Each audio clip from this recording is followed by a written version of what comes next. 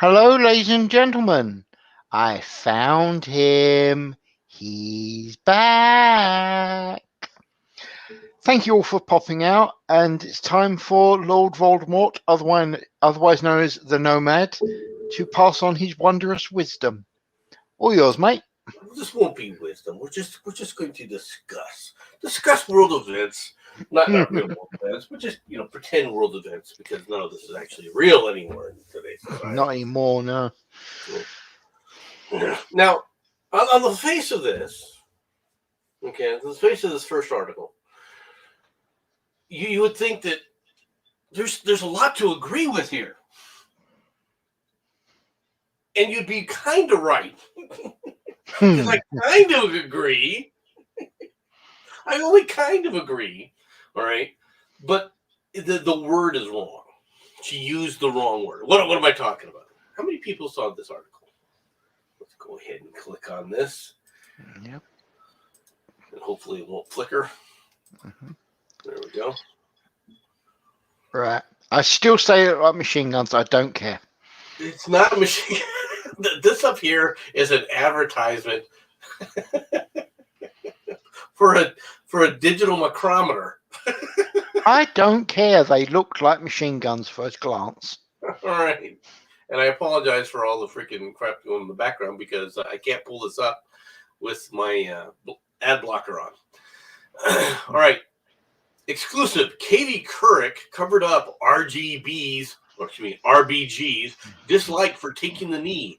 Anchor says she edited the 2016 interview to protect the justice after she's protecting the justice? Yeah. The queen of the court needed Katie Couric's protection, all right, after she said the people who kneel, take the knee, and specifically they're talking about the NFL, all right, are showing contempt for a government that made a decent life possible. Now, let's be honest here, all right? The reason I brought up this story is to show you just how duplicitous the press is.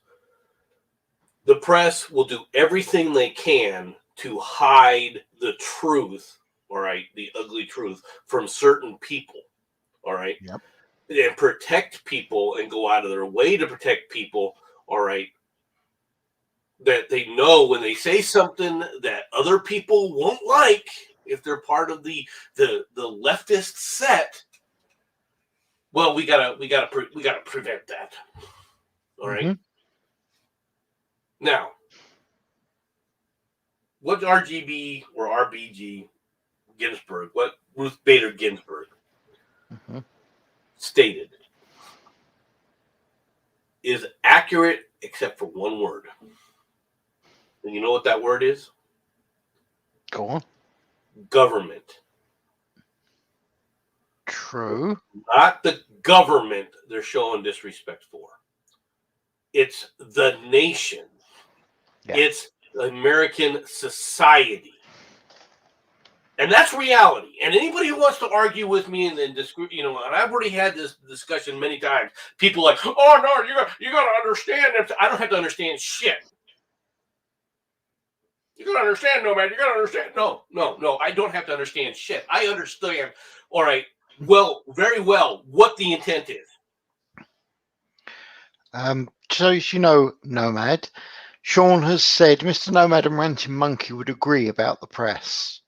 I don't know how much interaction you've had with Ranting Monkey, but just letting you know, mate. The press is one of the biggest problems. I probably would. I seriously doubt I'd have any real disagreement with Ranting Monkey when it comes to the press. The press is one of the biggest problems in the world. Yeah. Not just in the nation, in the world. Yeah, I agree. Because there is no such thing as a true free press anymore. If you believe that there's a true free press, then tell me why on every single platform you're not allowed to speak. I'm not exaggerating this. Am I allowed to speak on YouTube? Not really. All right. So I don't have a platform. Where can I go? Oh, there's other platforms out there. What? Rumble? True. Right? Have you looked on how to do anything on Rumble or do anything there? There is no free press anymore. Right? And what's more is there hasn't been a free press. People don't realize this. There hasn't been a free press since the government started taking control of certain things. When the government started issuing control, for example, anymore, you need to be able to have access to the airways, whether that's digitally, right, on the internet. Mm-hmm. Don't break TOS. Yeah, it's the TOS that's the problem. The TOS doesn't exist. Good morning, common sense guy. CSG. Good morning, Susan. Good morning, Ms. Murder. Good morning, Sean. Good morning, Loafer. Good morning, Carl. And good morning, Carl. There is no free press because the government controls who has access to it. And now, when the digital age came about, they still do it. People don't even understand this. They have why is it that the people can kick off everyone and then say, well, you can set up your own platforms. Well, no, wait a minute. That's supposed to be a platform. Okay, is it a platform?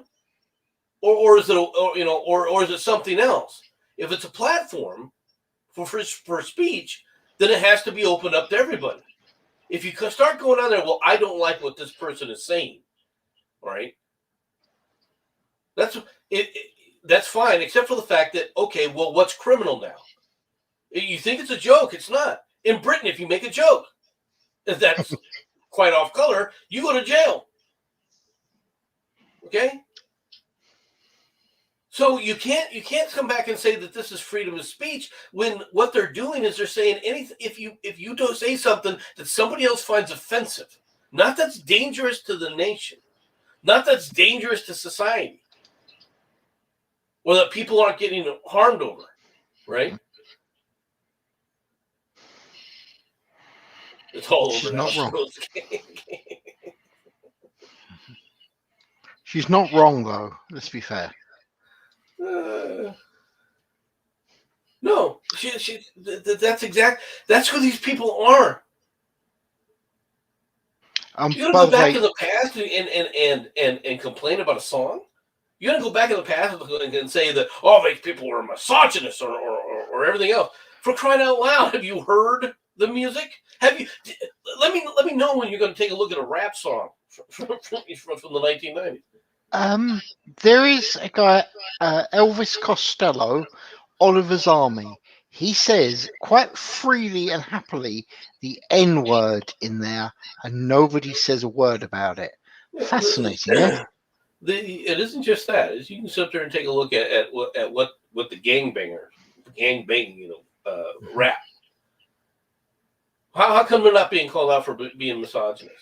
How come they're not banned? Right? How come they're given a quote unquote platform?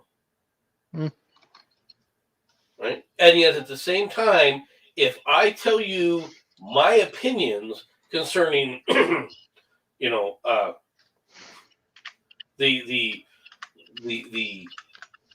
sky is blue, then heaven forbid, right?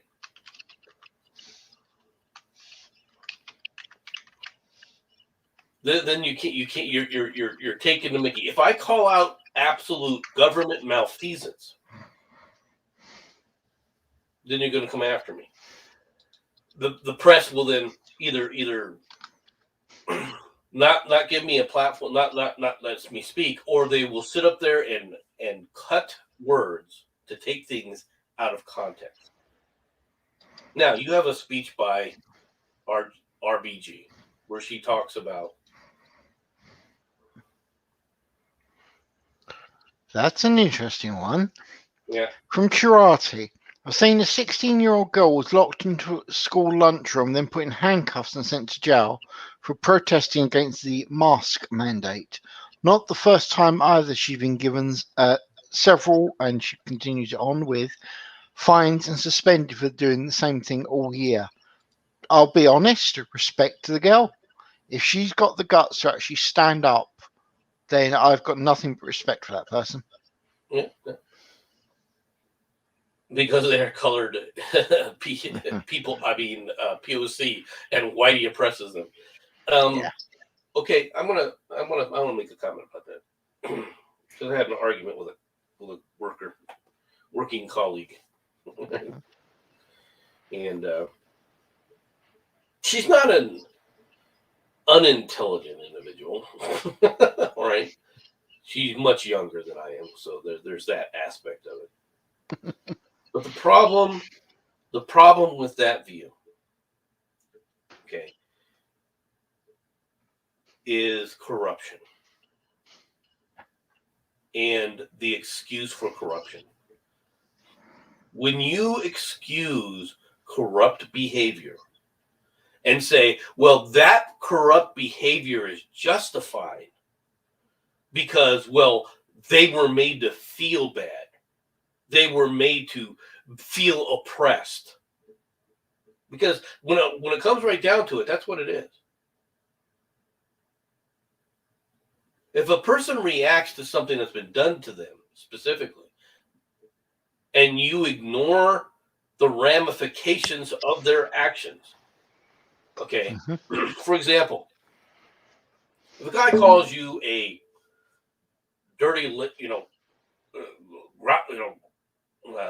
dirty. Let's say they call you a dirty hippie, freaking loving cannibal, right? Mm-hmm.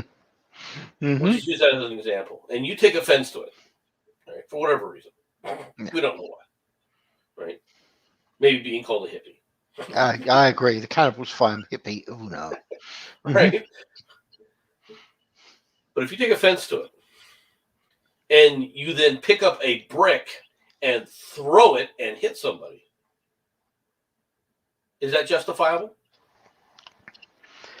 Do you know, that's actually a bloody good question. Based on this statement of punch a Nazi, officially, yes, because the person has, and please note I'm trying to use their words, not my own. They have used violence against you because they have offended you. It's your right to defend yourself, except, of course, apparently self-defense is also now racist, just so you know. Fact checkers have deemed your comment missing context. Shorter blue and violet wavelengths get scattered most in the air, making the air blue. But no, when it comes down to that, if you start excusing behavior for whatever reason, okay, it's corruption. What you're doing is you're turning a blind eye to abhorrent actions, which is what society deems law. Why laws are put in place, right? Because society has said that this is, whether you agree with the law or not, society said that this action is abhorrent, so you can't do this, okay? Mm-hmm. Whether you agree with the law or disagree with the law, all right, that's fine. And when somebody says, if you disagree with the law, for example, and you say, I'm not going to follow that law, that's civil disobedience. If you then say, I'm going to break more laws because I find this law over here or this other area of society objectionable, that's not the same thing. No. This is what so many people have never understood. I'm going to close off this freeway because I don't like the fact that it's global warming and you're not doing enough for global warming. So in other words, what you're doing is increasing the carbon footprint by making people stay in their cars and not go anywhere with the engines running. That's your solution to global warming. You got to pollute the atmosphere more for people to understand. That's essentially what the solution is, and break other laws. to make other people, to harm other people. You want to harm other people so they'll listen to your point of view. It's one thing to be a martyr. It's one thing to stand up against oppression. It's another to harm other people. That's not standing up to oppression. Hmm.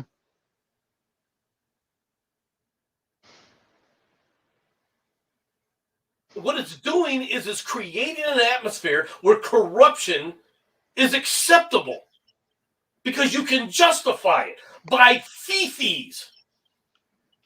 Or am I missing something? No, Just and electrically blind. No, you're not wrong. Good morning, Matt. I like Ozzy's suggestion. They want to fight global warming. We should put them on a rocket, and they can take the fight to the sun. I am totally okay with this. This murder does have a good point. This murder does have a good point. You'd have been more offended if I called you French. It's true. Then again, you know full well you'd call me French, I'd call you Mexican. So, here's what it is. No, I'm closer to a Mexican than you are. Probably a Frenchman. Well, maybe. I don't know. I mean, oh no! my family ancestry comes from the Azores. If I wanted to offend you, I'd call you a hippie. But, yeah, that would offend me. Yeah, I know. I ain't gonna lie, that one would offend me. Goddamn hippie! What friggin' that world am I friggin' anyway. But this is the problem with the press is they play. Not only do they play favorites, but there's no free press. There's no other side being given.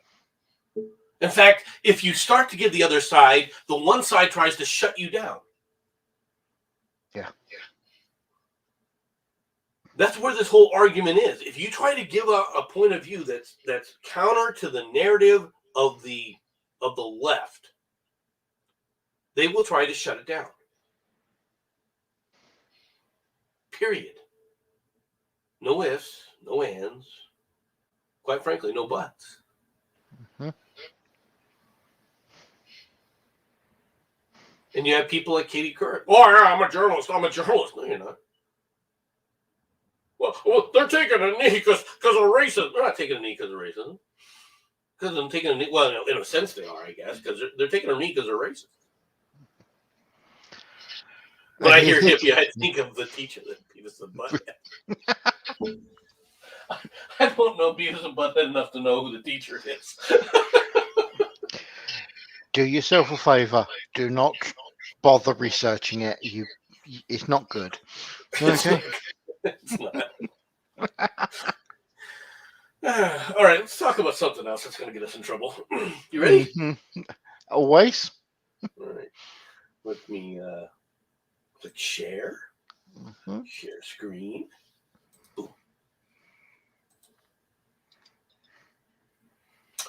Now, I got some comments to make about this. Okay, so Daniel Craig loves gay bars. Says he's sick of hetero bars. Okay, so we read down the story here. All right, Daniel Craig loves going to gay bars just as much as we do. During a recent appearance at Lunch with Bruce, Sirius XM podcast hosted by out-host Bruce Bozzi, a longtime James Bond actor. He's a longtime James Bond actor? Apparently, yeah, depressingly. Oh, okay. And Rami Malek Smoocher, all right, opened up about his experience with gay nightlife and how he actually prefers going to gay bars versus hetero bars because he's just sick of the energy they exude. I've been going to gay bars for as long as I can remember, said the 53-year-old No Time to Die star, all right, in an interview. One of the reasons is because I don't get into fights in gay bars that often because, excuse me, delete that. All right, because the aggressive dick swinging in hetero bars. I've got very sick of it. Mm-hmm. Okay.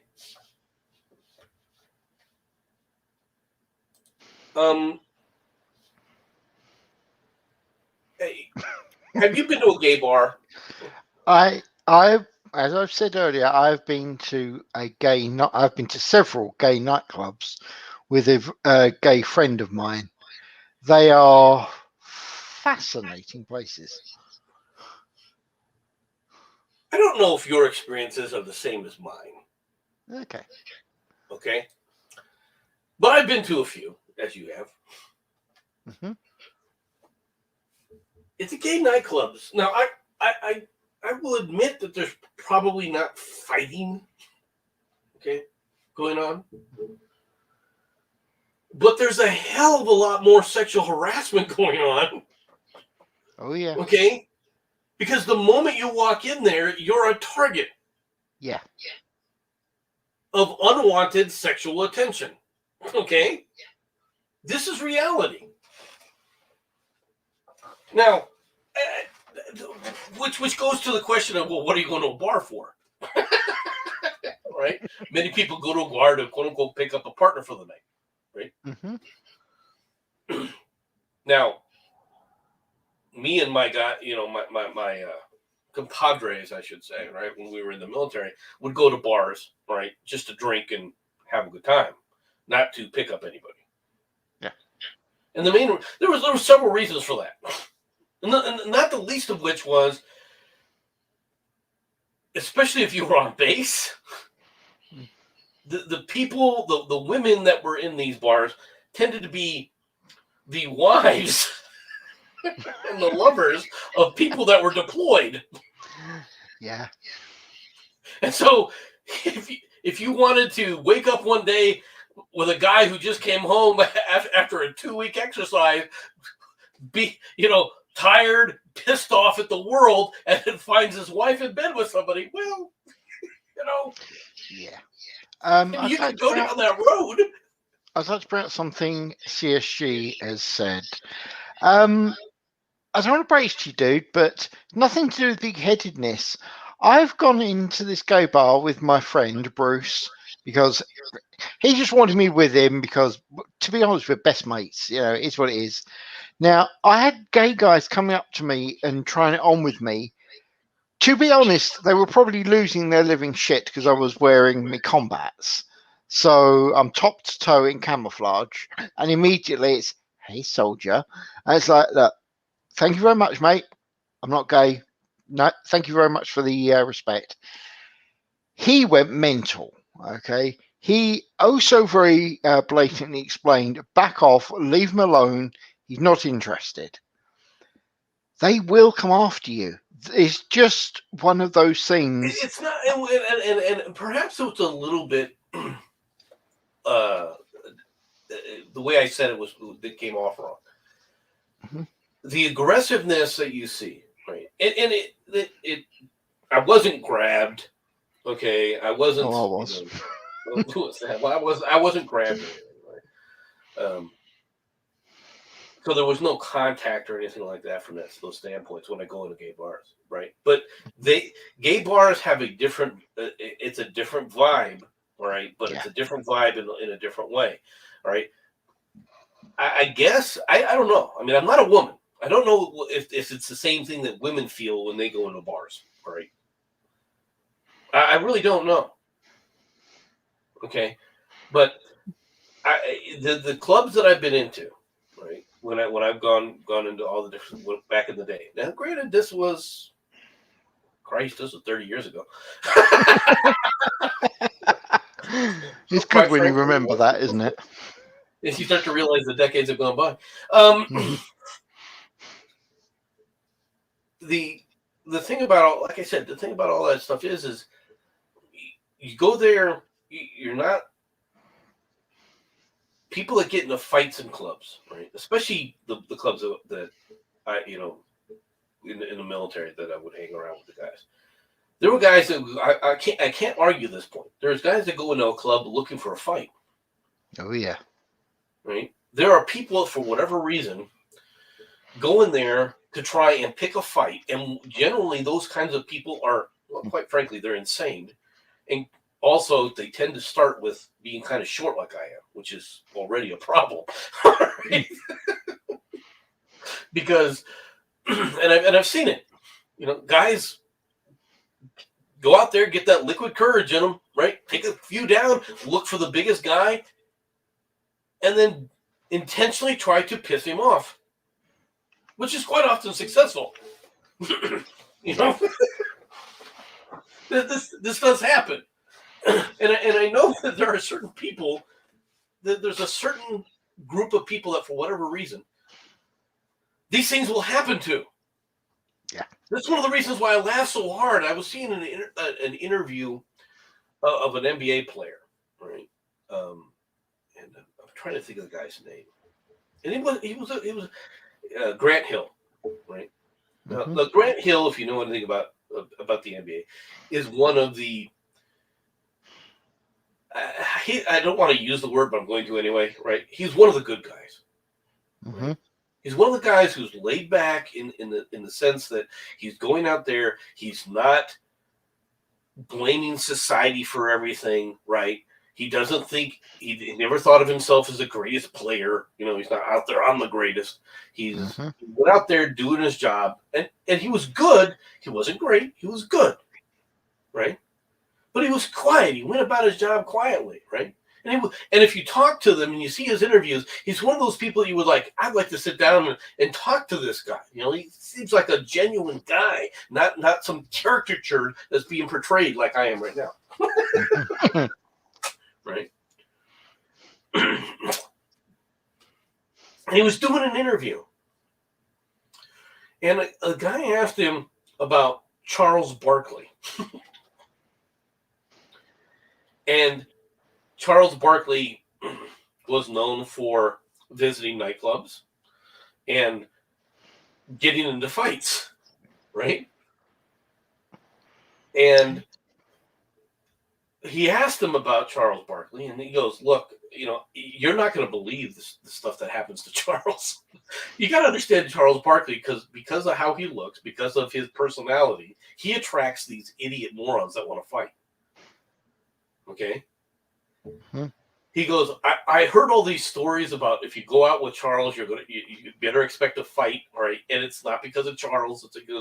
So he didn't believe that. And well, you know, they were playing, and he decided to go out with Charles to go visit a nightclub, right? And he went to a nightclub, and they had just walked into the place. They just ordered their drinks, and a guy walked up out of the middle of nowhere, right, and threw a drink in Charles Barkley's face. Okay. Now, if you know anything about Charles Barkley is a big man. Okay? Yeah, I mean, and when he was playing in the NBA, he wasn't just big tall wise. All right, he was big.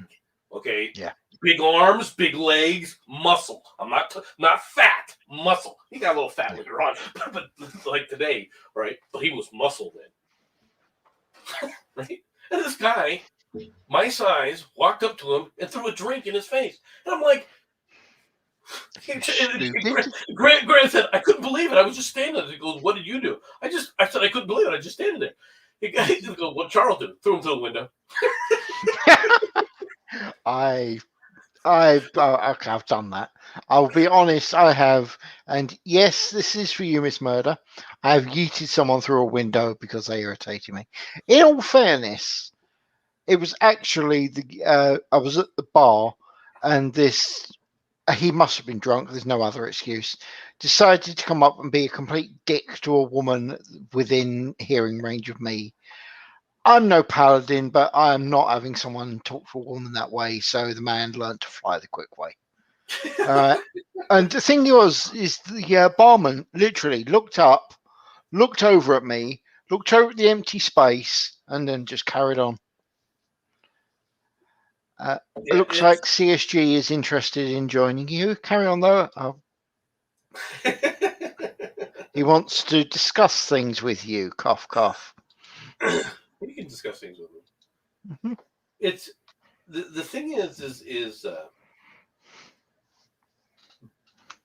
being left alone. Right? When you're, I would always go to clubs with the idea of being left alone. Right? Yeah. And there's just certain things that can happen in bars, right? But the amount of quote unquote sexual attention that I found in gay bars to me was always higher than the sexual attention in quote unquote hetero nightclubs, mm-hmm. Right? Mainly because I think guys that were quote unquote players, right, would go there to advertise themselves on the women's meat market. Mm-hmm. Okay, and I put it like that because, well, back in the day when I grew up, I mean, it was always the woman who made the choices. You could ask a woman out, right, but it stopped right there. You ask, she says no, or she yes. End of story. You don't go any further, right? Depending upon it comes down to the choice was always the woman's choice in the picking the guy, never necessarily the guy's choice. It was the guy's choice to sit up there and put himself out there to be available. Does that make sense? Yeah. Right. I'm not used to, and it really bothers me, all right, when other people come up to me, right, and before somebody says, "Well, you're a homophobe," no, I don't like it when people have taken me to clubs that were ostensibly strip clubs, you know, of that kind of variety, right? Mm-hmm. And the women that were in those clubs would come up and try to accost you, right? Yeah. Like, leave me the hell alone. Don't ever freaking touch me. All right, I just had a simple rule: don't touch me. You know, go away. Because if you're going to talk to me, I can tell you to go away. But if you touch me, just one thing. So what you're telling me is, especially based on your previous name, is your thoughts were that they can't touch this. Is this what you're telling me? Yeah. that's not that they can't touch. I got it. Sorry. Hey, CFG. Hey, how's everybody doing? All right, mate. How are you doing, sir? Good morning. I wouldn't say good morning. It's just like late afternoon. Well, early afternoon here. Or mid afternoon. Yeah, He's foreign. Give him a break. It's 6 a.m. here. Mm-hmm. Well, 6:24. It's a bit early, Len. Yeah. Oh, Anyway, how are you both doing anyway? It's been such a long time since I've spoken. Well, I've never spoken to no man. Sorry. I just realised I've never spoken to you. That's better. Yeah. That's the reason I keep calling Lord Voldemort every once in a while. It's appropriate, I feel. To be fair, I'll just keep on calling him No, because that's pretty much what I would say to him, I presume, anyway. Gnomes? That works. Actually, I kind of like that. You know, gnomes are better than hobbits. You got to understand this. Gnomes are far better than hobbits. Yeah, but you realise that your name is literally what you would say to Mad Dodge. Nomad. Yes. Just pointing this out. It really fits now that you mention it. Thank you, ZFG. Thanks for noticing that. Actually, I would be more along the lines of "you're wrong." That's true. Yeah. So anyway, I guess you're going to have to take the place of Mad Dodge then, because no, Mad, you're wrong. Yeah. What am I wrong about? With the story itself with Daniel Craig, I would actually say that I completely and utterly understand where Daniel Craig would come from on that one. You were talking about Charles Barkley. Say, for instance, that you have people like Mike Tyson and people like that. Now, 9 times out of 10, most fucking normal people are not going to come up to people like that and try and start fights. But yet, as you said before, there. What you did? You just yeeted him. That was accidental. Let me try it again. I have no control over this. No, that was my bad. I'm an idiot. Okay, I'm accepting that. I felt so disrespected. I've never done that to anybody ever. I've never deliberately done it. Anyway, now Jenson, you're wrong. Yeah, Jenson, you're. Oh, I meant to make whoops. I do understand where you're coming from. That it's with the story, it seems a bit like just at the surface level, it looks a bit weird. But as soon as you look into it at all, if you're any sort of person that's famous, for some reason, most men want to fight you. For some reason, as soon as you start getting any notoriety, that doesn't matter if you're good at sports. It doesn't matter if you've got a flash car. That doesn't matter if you've got a good woman. That doesn't matter, any type of good thing that you can distinguish yourself of having. Normally, when you go to a bar, somebody will find a reason to have a fight with you, and generally it's because of that reason. Now, if you have somebody that's apparently James Bond, but for some reason people can't distinguish between the reality and non-reality, but I think that's the time of the times anyway, but we'll leave that one for another day. I really do think that he would find more people wanting to fight him in a normal bar because he's James Bond than what he would do if he went to a gay bar. Oh no! I wasn't disagreeing with that. And unintentionally, CSG, you're actually accurate to something that Nomad has as a story with William Shatner. It's up to him whether he wants to do that one next, but I think it ties in quite nicely, don't you? We can definitely do that story next. But no, it wasn't that I was disagreeing with that point of view, because if you're a well-known celebrity, let's be honest, the guys that go into clubs to have a fight, okay, you're a larger target. Okay. Yeah, like definitely. You get more notoriety from it, which could include the fact that you're a well-known celebrity. There are a lot of people that do that. I'm not disagreeing with that. That was not my thing. My point in this case had more to do with the way the initial story was framed, all right, versus what the content of the story actually had. But he does prefer gay bars. That's literally the heading actually goes with the story for a change. Yeah, but that has changed, by the way. Because the headline was he finds that that heterosexual bars were more aggressive, right? Which when you hear that and saying a heterosexual bar is more aggressive, I'm thinking something completely different than what he was actually referring to, because I'm thinking it's the sexual tension. No. When he says that heterosexuals, no, I understand. Like I said, I understand the context. I'm talking about the way it was framed initially. It did change. Wait, no. When a man says that something is aggressive, that normally means that he thinks that he's going to have a fight, regardless of what your orientation are. Generally, if a man or a woman says that something's aggressive, you can normally go, yeah, that normally means something's going to fucking happen. Mm-hmm. I don't think that I think along those lines. I don't think that the first thing that comes to mind is not a fight. Sometimes it does begin with an F. Just saying. It can lead to it. Yeah, definitely. I mean, that's probably because they're repressing their own sexuality, I'd imagine. But, that's a story for another day. Well, who's repressing sexuality? What the hell? Where did that come from? I mean, if you have something to hide, Nomad, and you think it's about you, that says more about you than me. Are we having a different conversation here? What conversation? I think me and Jenson have got the good old British wit going, and you're still in bed. What the hell is going on here? You guys are trying not to laugh, but yeah. I'm going to sit here with my coffee, gentlemen. Coffee. You obviously need it. You obviously need it.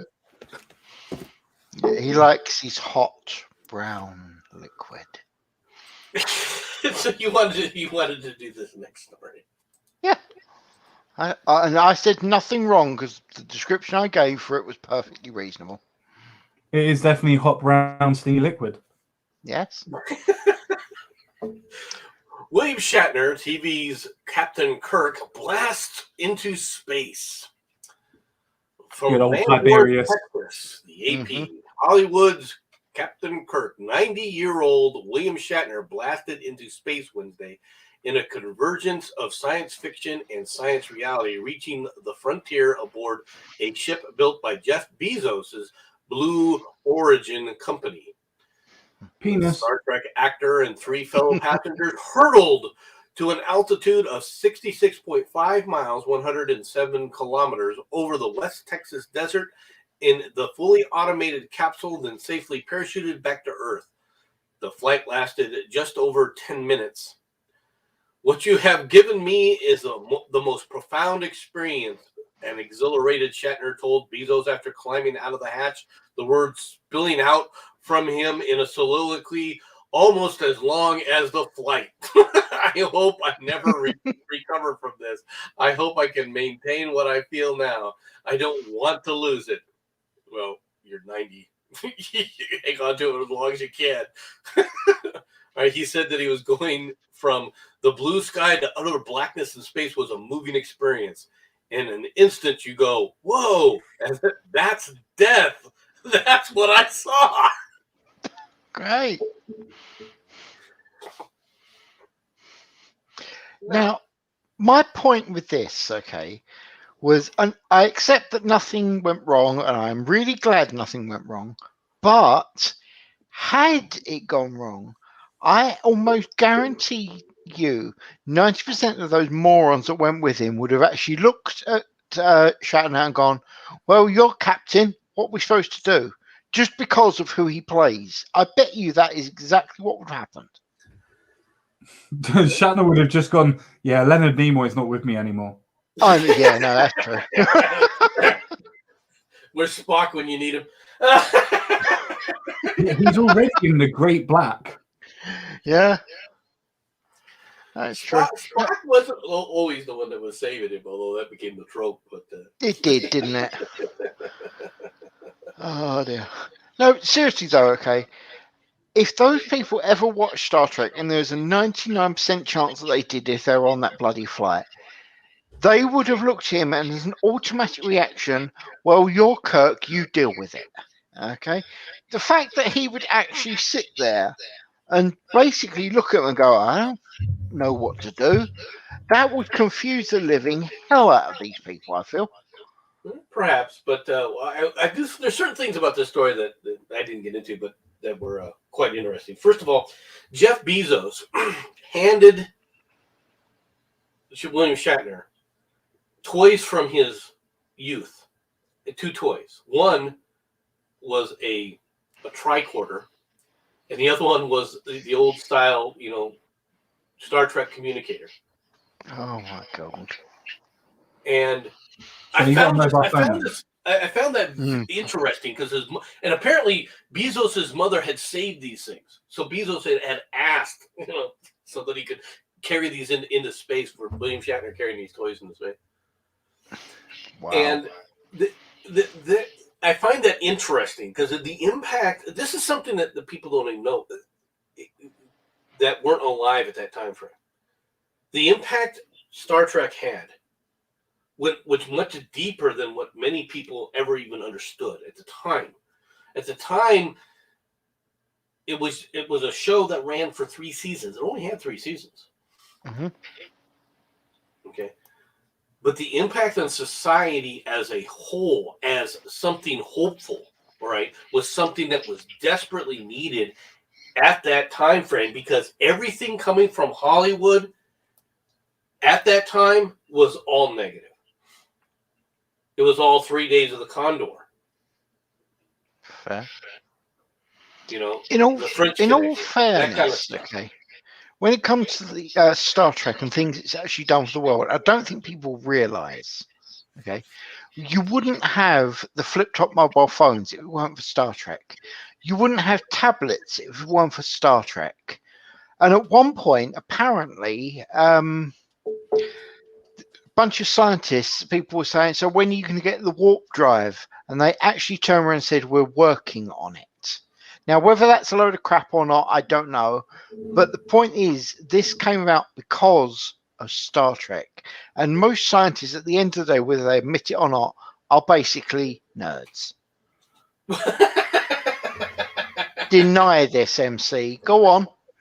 Go on. I think that most scientists are nerds, yes. Thank you. And yes, they did have a lot of there was a lot of profound things. Now, as far as the Shatner in space and stuff. One thing before we move on to slightly the next topic. Mm-hmm. Where do you think rockets come from? Or the idea of rockets come from? Are you going to suggest that it's because humanity created units that look like large penises to launch into space? Is that where you're going? I mean, you could say that it's to do with a phallic defect, but I'll sidestep that one. Okay. I'll sidestep the phallic defect for the moment. Okay, then. Go on, then. It come from Jules Verne. Oh, yeah, no, that's true. So Jules Again, Verne a was the one nerd. who wanted to create the idea of the journey to the moon. I believe it was in 1867 or something stupid like that. So Sounds before about right. that time, nobody really thought of anything to do with rockets. But yet he created the epitome of what the rocket was and what was going to be. Now, it took almost 100 years before people to actually even put that into consideration with the V1s and the V2s during war. Yeah. For it then to be done almost 140 years, 160 years later. Mm-hmm. I mean, that's a hell of a lot of foresight to have for a science fiction writer. I say time traveler. I mean, well, time travel. well. That time travel is a different story. The Jules Verne's, idea of rockets to space and everything were always part of, I think man's desire for flight. Yeah. And I think that he expressed it in a larger context. Jules Verne, you can't. All right, Jules Verne is the father of science fiction. Okay. Period. He is. All right. You can't argue that. Okay. It was expanded by H.G. Wells. It was expanded by Edgar Rice Burroughs. But the father of science fiction, not science fantasy, science fiction, was Jules Verne. And yeah, everything does come from that. CSG is not wrong. I mean, we really don't. We really do give short shrift to Jules Verne nowadays. Right? Sure. Very few people even, he was always a big player in, when I was growing up, everyone mentioned Jules Verne, and you had to read, 10,000 Leagues Under the Sea. You had to read, these things. But I don't think that's stressed in schools anymore. Okay. Yeah. Now the difference between Jules Verne's worlds, right, and for example, Star Trek was Jules Verne didn't make it that technology was necessarily hopeful. Okay. He expressed that technology would move things and that human beings would expand, but he was always pointing out there's good and bad in that, because there's good and bad in humanity, and he's accurate. Okay. He did not give that hopeful that hopeful world view, all right, against the backdrop of society that Star Trek did. Well, I'm willing to be wrong on this. I might be, but I don't think I am. But his story of Journey to the Moon, actually, a lot of the people actually had industrial accidents and were crippled in some way in the actual story itself. Yeah. Okay, cool. I was right. I thought I was. Yeah. It's a common theme as well. He also does that with the Journey to the Center of the Earth. He also puts in quite a lot of backstory. Like the films that you watch from the different books don't really do the books that much of a justice, because there's so much of a backstory and alluding story up to it about why these people wanted to do the things that they did and the why and the how they got there, that movies just don't cover. Fair. Yeah, I do agree with Matt with one thing, and now we have Twitter. We should have stayed in caves. He's not wrong. I mean, technically, I'm not allowed on Twitter.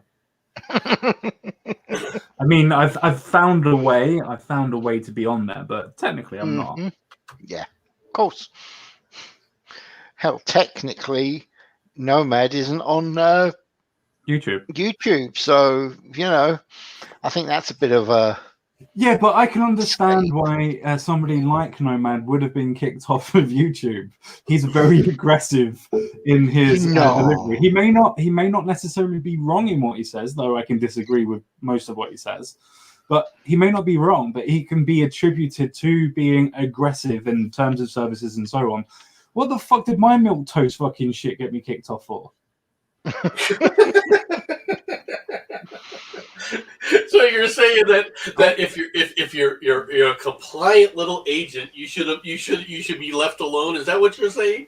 No, I mean, because isn't you're that literally what we have to do in every institution of life? We have to No, comply or unfortunately. die.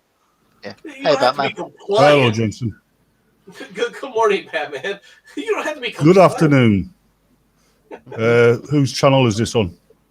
Mine. It's just not showing up. Yep, it's on. Well, it's on Dodges officially, but you know. Then there's Right. Kubrick's 2001: A Space Odyssey. Yeah. Yeah, that's your favorite movie, though, MC. Arthur C. Clarke.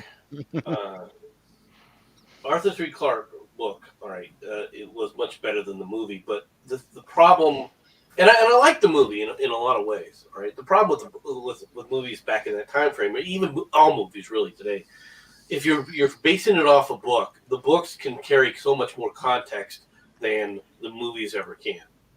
Yeah.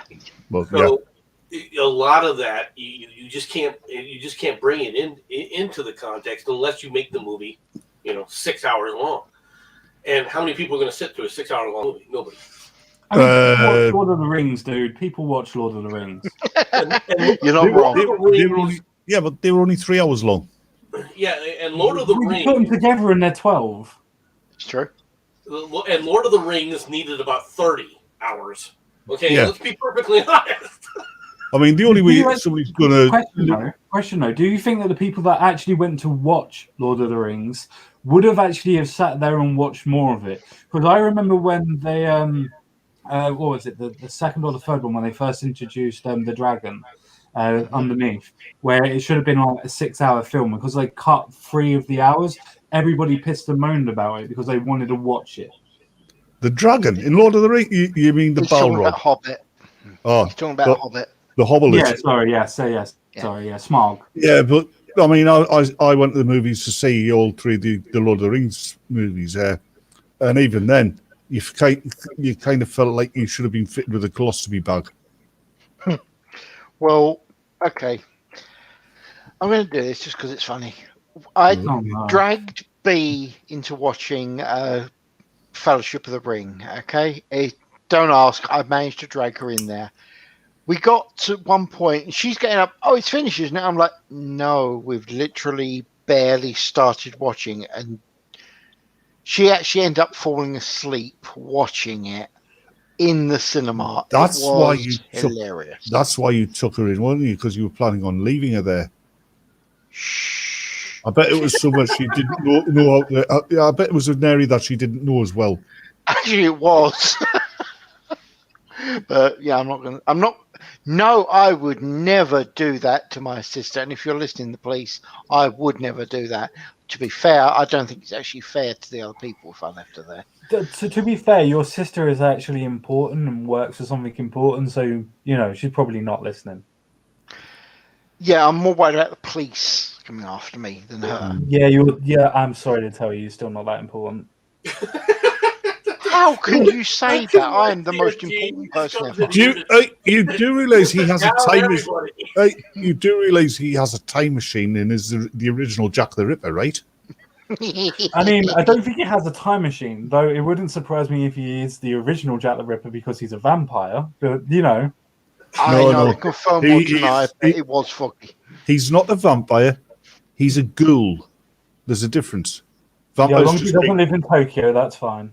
I have been called a school ghoul. I'm just pointing that out. I don't even want to know why you were called a school ghoul. I don't want to know. Yeah. Okay. It's probably because he wore his hair in pigtails and a skirt. I still do. I mean, what? And to be fair, I'd seen your ginger long curly flocks. Yeah. Tell the truth. You went to school difficult with Are we ready for the Babylon Bee story? Go for it. Does that count as a story? Oh, it will do. White House whistleblower claims strangers drag him from place to place and make him sign papers and read words on monitors, and he hardly gets any ice cream. That's Joe Biden again, isn't it? That's what you guess. I mean, if the story headline didn't get you, surely the shading of Joe Biden in the actual picture probably would have. Though, to be fair, sorry, you are Australian. It's fine. I will let you have this. Who's Australian? You're so ashamed of yourself that you're actually denying it? Okay, fair enough. I'm not Australian, you pillock. Oh. He's from that end of the country. He's a northerner. Oh, you're the northerner. Fucking hell. You're the northerner. Anyway, northerner. CNN just released a bombshell interview Shandy with an anonymous drinking white pansy. whistleblower who gave a harrowing account that could spell Just trouble like for a the fucking Biden northerner administration. to talk under your breath. I wasn't talking under my breath. I was talking under MC's rant. There's a difference. Oh, so you're trying to be nice as well at the same time, are you? No. Just give up, dude. Just give up. Let him argue. It's funnier. Fucking Did you finish? I can't hear him. He's so quiet. Oh, I'm not quiet. It's just MC's laughing so much. I called you a chinless wonder, you half French bastard. Well, when you actually speak English, we'll actually be able to talk, won't we? If I have to sound like you, I'd rather speak Welsh. I never said you have to speak like me, pronunciate the words, but, talking English means using English language. Oh dear. But do I have to put on a girly voice like you? Only if you really want to play along. Children, you're both pretty. Thank you, miss. I'm not pretty. I'm not pretty. I'm handsome. I know exactly what I said, and I've seen you in that schoolgirl outfit. Don't ask questions. Yeah, and he's lying about the handsome bit. I'm not dead yet. Actually, Jenson, I take it back. Yes, he is handsome because he's got a face like a cab. Oof. Hey, Oh, that's fine with me. At least I'm usable. and he gets a good ride. That's fair. Yeah, he's right. He is usable. Then again, so's a cesspit. Mike is going Yeah, to say that's true. That's true. But it seems that you keep on saying that I'm going to be used and abused, which you think is a bad thing. I never said that. No, I meant I him. noted. Oh, I meant sorry. him. Okay. I think Nomad just given up on the lot of us. I don't blame him. Nor do I. It's just funny. All of his insults are, you're a slut, you're going to get used, you're going to do this, you're going to ride. It's like, yeah, and I'm quite happy with this, and I enjoy doing it. What's your problem? Why is this an insult? Oof. I think you just insulted yourself there, mate. What, saying that I enjoy sex with me in No, that you okay, fair enough. No, that you enjoy being used and abused. Yes. Look, What's wrong with that? I'm not a person who actually gets used and abused, but what is wrong with that? No, I agree with CSG there. I used to abuse my girlfriend often. Getting used, fair enough. Yeah, you used to use and abuse your girlfriend. Yes. Because you're a guy. Anyway. Right, another little mumble under his breath. Carrying on. Serious news. I mean, it's Bill Clinton. Hold on a minute. Is that all you've got to throw back? Oh, you're mumbling under your breath. Oh, I can't understand what you're saying. Fucking hell, man. Well, I mean, if you actually spoke properly, you'd be fine. We now see what I mean? You did it again. This is for all the people who wonder out there. If you ever wonder why America actually left Britain, now you're seeing why. If you put three Brits in close proximity to one another, oh, shut up, you colonial bastard! I mean, in my MC, if you put somebody from New York in the middle, from Utah and fucking California, let's actually watch them fight. We just banter. We actually love each other overall. You just want to kill each other, so don't go there with your American. Hey, and even the Americans aren't as bad as the Scots because nothing. If you walled up Scotland, right? I mean, the French are as bad as the Scots, Jenson. Come on. If you walled up Scotland and airlifted enough supplies in there for them to last the lifetime of the Earth, within a week there'd only be one left.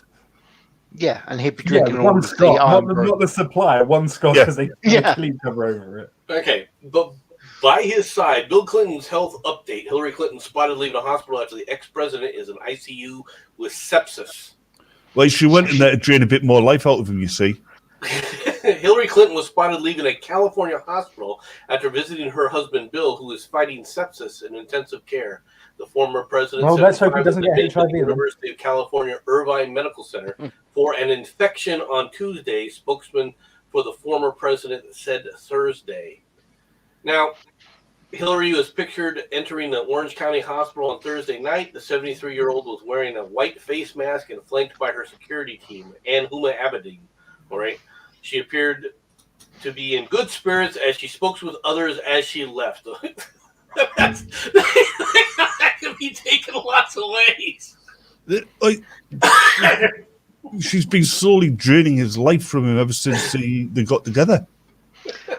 Obviously, he knows something about what's going on with the emails, so it's understandable. Not that it's suicide, honestly. Now, I don't know. One thing that scared me about this, or I should say, or caused me concern, I shouldn't say scared, was the word yes, sepsis. Because he's a man. Every time I hear the word sepsis, whenever any of my family members had sepsis in any way, that was a death sentence. Yeah. All right. I've known. I'm not saying that it is. I honestly don't know. But whenever somebody told me that they're, Aunt Teresa had sepsis has come down now with sepsis, the death followed. Yes. No, it's true. Sepsis is people sit there and they don't think of it as bad as it really is. Actually, like you said, dude, it is very close to being a death sentence having that. Yeah, that's probably why Hillary injected him with it. Yep. I mean, I was literally about to say, like, blood sepsis is basically blood poisoning. Like, don't get me wrong, it probably is because of liver and failure from that, but generally, it's poisoning, and it's the Clintons. So, apparently, CSG, it's to do with the urinary tract. CSG, it's not so much liver failure as the fact that Hillary's probably eaten his liver by now. Or he's drunk himself into a stupor because, nobody could be next to her for that length of time without being drunk. This is I would get that drunk within about 15 minutes of being next to her. Now, men don't normally get this, but Clinton reportedly developed a urinary tract infection that developed in the urosepsis, a type of sepsis. That proves something. It proves that Bill Clinton is not actually human. Hillary had him grown from a cat clone. But supposedly he's getting better. They said 2 days after the treatment, his white blood cell count is trending down, and he's responding to antibiotics well. He is roaming around and joking with the staff. I think I know how he got the urinary sepsis. That's not actually well, it can be, but generally when men get UTIs, that's normally because they don't wash their dicks. Again, we're talking about Bill Clinton here. Who I know, I agree. I was just putting it out there. So was Bill Clinton. Oh, good shot. I mean, if he was able to get a biggish Jewish girl to, do it in the open, I'm sure he can get anyone he wants. Well, she was biggish, as you say. He couldn't get her in an enclosed space, could he? It's also offensive. Fog truck broke down. Yeah, no, I'll accept that statement. Yeah, I mean, still, she didn't really put a cloth in between them either, so, she didn't follow religion very well. It was tobacco, wasn't it?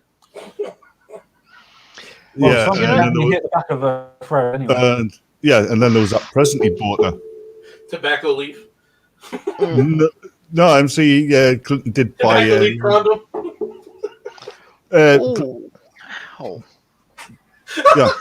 Nomad. Clinton actually did buy Lewinsky a present, if you remember. It was said he did splash out on a nice new dress. Oh God! See, I prefer the pearl necklace joke. It's more classier. Yeah. I wasn't going for class. We were on about the Clintons. Yeah, I know you're not. It's fine. No, actually, I'm going to back Batman up on this one. See, I'm neutral here. You're actually right. That was actually, unfortunately, mildly amusing, if only disturbing. Stop doing bad jokes. Clintons, meet the Clintons. They're the sinister family from the town of DC. They're gonna get as much power as they can see. True. On it, mate. Well, Norway town rocked by night of carnage. Man goes on a bow and arrow killing spree. And now it's a terror probe. Yeah, and the first thing his victims, the first warning his victims got is when they heard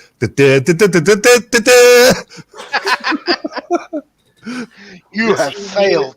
Chief of police, Wavid Ass, all right, confirmed that they could not rule out terrorism as a motivation behind the attack, which happened over a wide area. He confirmed that the no co-op employees were injured in the attack. The top cop revealed that the suspect was arrested after a confrontation with police officers, but said none of the officers were injured. The man has been apprehended. From the information we now have, this person carried out these actions alone. A bow and arrow killing spree. How often do you see that going on? Did they check the fletching? So it was the fletching green? Like I said, I actually did that one, Batman. Yeah. You have failed this city. Yeah, but you're kind of too obvious. Yeah, I know, but I have to be obvious with MC being so subtle. Come on. MC's about as subtle as a brick with the word brick written on it. See? Somebody agreed with me. Yeah, think about this. Batman's agreeing with you. Who's winning here, dude? I'll take the support wherever I get it. I'll be honest with you. Yeah, let's face it, MC, with your week, you need as much support as you can get. Oh, he needs it for me. Very true. Are you telling me you're using Batman as a truss? Are we now finding out some truth here? No, Jenson, he's using Hawaii as a truss. I'll accept that statement. All right, fair play. Oh, people. Can you believe this? Can you believe this? Yes. The thing is, the audience agrees with us. I mean, everybody actually agrees with you. Thousands of John Deere workers walked off the job early is. Thursday after members of the United Auto Workers Union rejected the tractor maker's contract offer. Launching the latest strike by an emboldened labor movement. The company's offer included raises of 5 to 6%, but union officials said that the proposed contract didn't meet the workers' retirement and wage goals. The company's nationwide is struggling to fill jobs and grappling with supply chain tie-ups. Union officials say they are seizing the moment to regain benefits they lost in the late 1990s when the era of assembly line layoffs and outsourcing diminished the union's leverage. The cards are now in our favor, and it has never been lined up as well for us, said Chris Larson, a longtime worker at the John Deere plant in Ottumwa, Iowa. Larson pointed out that the company's record profits, as well as the huge pay raise awarded to Chief Executive John May, the labor shortage is now in our favor too, he said. John Deere can't hire enough people with the package they are offering right now. I'm sorry, I'm laughing at Sharati. Yeah. Sorry, I'm laughing at what Sharati just said. I mean, you were right the first time. But, I actually had to respond to Matt in the chat there. Matt in the chat. He's on about the, it's actually somewhat impressive, that those attacks are just a bow and arrow, and it's not really. Because, a bow and arrow, they're silent. There's no muzzle flash, and they're easy to get to get a hold of and hide like a rifle would be. They're excellent for surprise attacks, especially for night attacks. Yeah, I don't see what the problem is. In England, you're allowed to shoot Welsh people.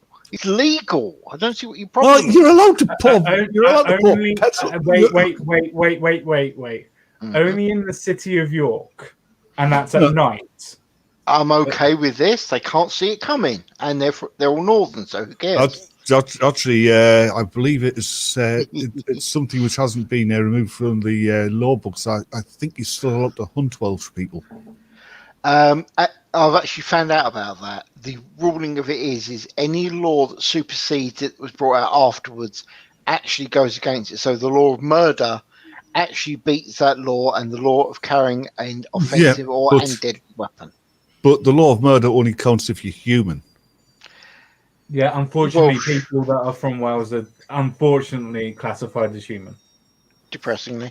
Wrong, but yeah. What a nerd. Nice one, nerd. I'm just, I don't know what to say to this. I really don't. I mean, I'm happy that I've managed, with the help of Batman, to completely destroy your stream. That was what I was here for. This is not my stream. This is Jenson's stream. And to be honest, destroying this stream is very, very difficult. It's just added to the absolute chaos and fun. Do you want to know what's going to destroy the stream? This next story is going to destroy the stream. Yay! Whoopee. I mean, it's not my channel, so... Yeah, that helps. This will destroy the stream and the channel at the same time.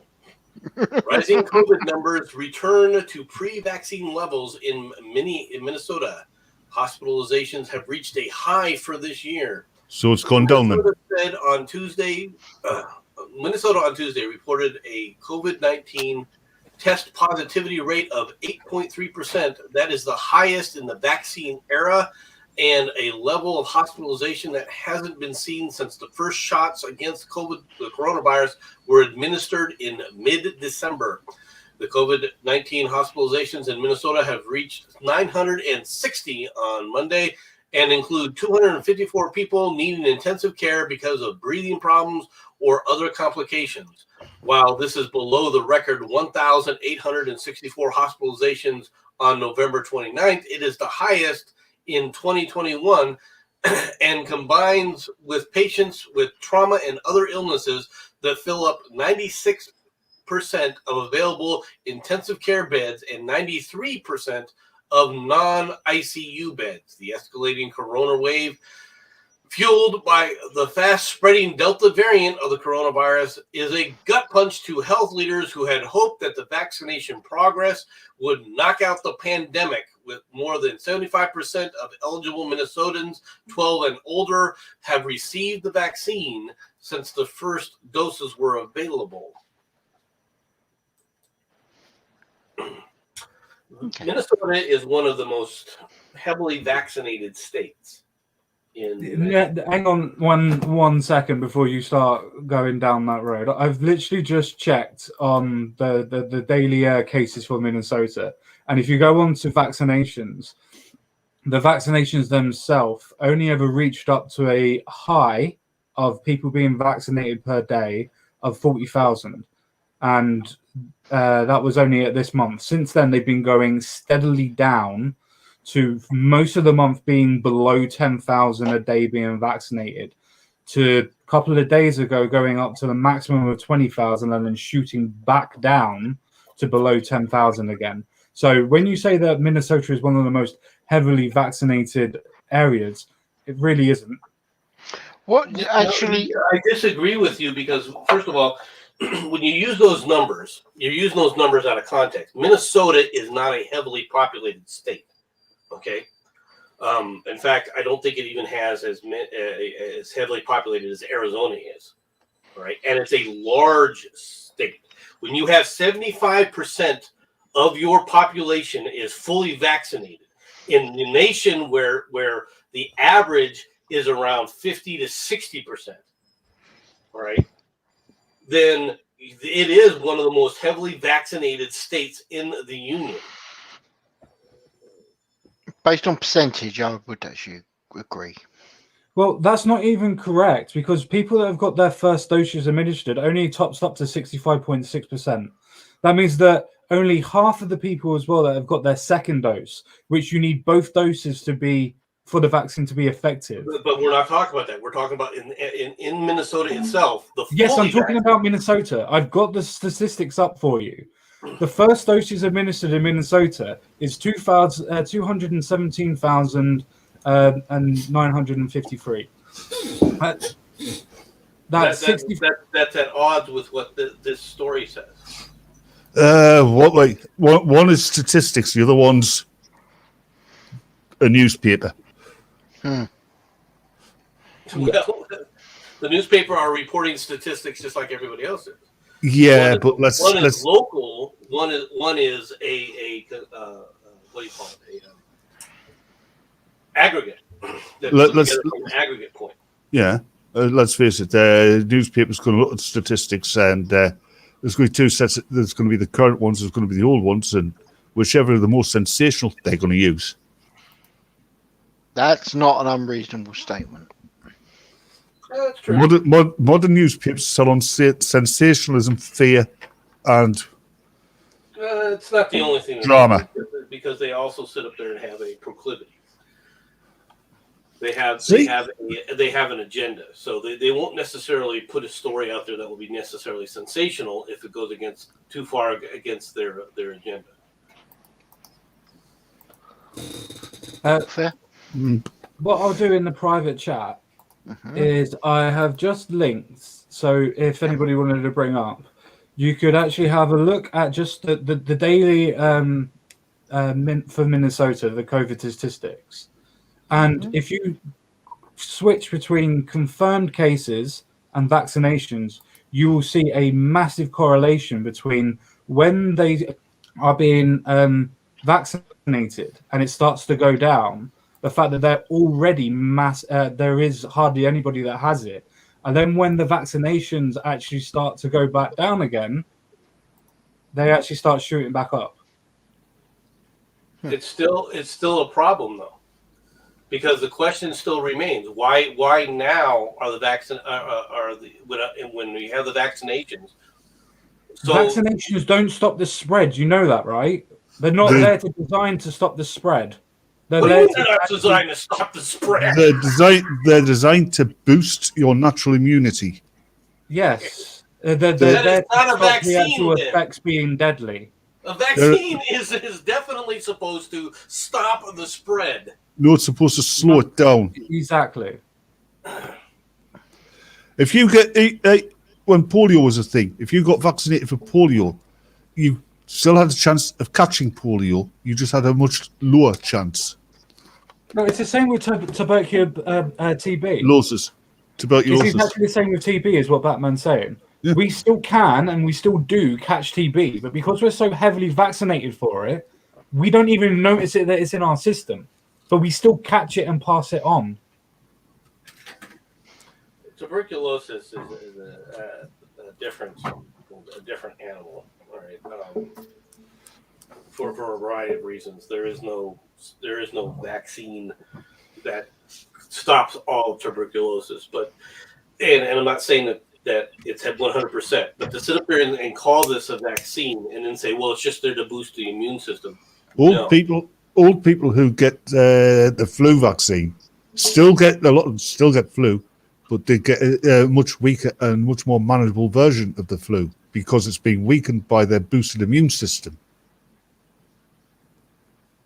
And where do you see that record at? Where's that data? Show me the data, not the intent. Show me the data. It's something you did. Wait. What are you asking for? What I just said about the flu vaccine, it doesn't. Old people who get it, they still, a lot of them still get the flu, but they get it's weakened by their boosted immune system. That's just how vaccines work. The flu vaccine is designed with the idea that it's going to fight the previous disease. Okay, in fact, they've done studies on this. They don't know how efficacious it is. They assume it is, right? But then again, we haven't had a massive flu outbreak, right, in a long time. But that we don't know whether or not that's just something that's happened because people's immunity systems are better against the disease overall as humanity, or whether or not it had to do with the fact of the vaccine. Because the one thing that you're not seeing, right, in the areas in the populations where you have, for example, the flu vaccine, you also have other aspects that mitigate against a lot of the diseases. You have higher rates of sterilization and cleanliness, all right, compared to areas like the third world. And I'm going to use that term. I know it's not the appropriate word to use anymore, right? Where So that it's the right world. are still rampant. Okay, Well, you mean like California? We'll give it a few months. What do you mean? Give it a few months. They've got leprosy over there, and the Black Death.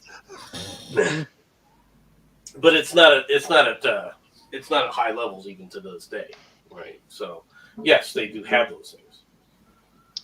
Batman, this is No, all for you. That's a fair enough point. I keep hearing it called the vaccine. I know nerd knows his stuff, so I'll take what you said as read. I think. Sorry, the I problem missed is- what I missed what you said. What did you put up from the one? Okay, there you go. Flu vaccine is not a vaccine, Batman. That's why I call it a booster shot and not a vaccine. I agree with you except for one tiny little bit, and that is the fact that apparently they've rewritten the definition of what a vaccine is. So the accuracy of anything can change at any given moment because of the ability to rewrite the definitions thereof. Yeah, There's with the a number of rewriting. issues with this whole discussion, right? And what I mean by that is in the general sense, I'm talking about the worldwide discussion. When we talk about studies, for example, if you talk about a study that's from Israel, a study from Israel versus a study from Britain are two different things. Why? Not because the methodology used to create the study, but because the shot being used is different. You guys have It's not just predominantly used AstraZeneca, whereas in Israel, MC, it's not just that. The environment in Israel is very different to the environment in the UK. I agree with that as well. I'm pointing out this one thing. You're not comparing. So is the genetic base of the people in Israel. Well, but we're not comparing. What I'm trying to point out is we're not comparing apples to apples. We're comparing apples to oranges in a lot of these studies and how these things work. All right. In the United States, there are 3 approved shots. One of them isn't AstraZeneca. Right. AstraZeneca is not approved in the United States. Oh, talking about AstraZeneca, which we get over here, one of my cousins who's normally ridiculously prone to migraines, she gets a weekly prescribed bottle of migraine tablets because they're that bad. She had both of her booster shots about 3 months ago, and she hasn't had a migraine since. Oh, nice. Can I very, very quickly just point out that what MC Nomad just said is actually wrong. Israel are using Pfizer.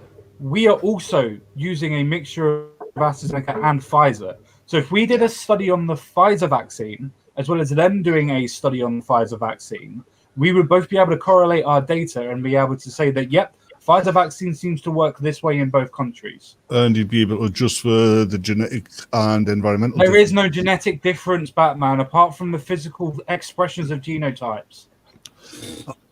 Yes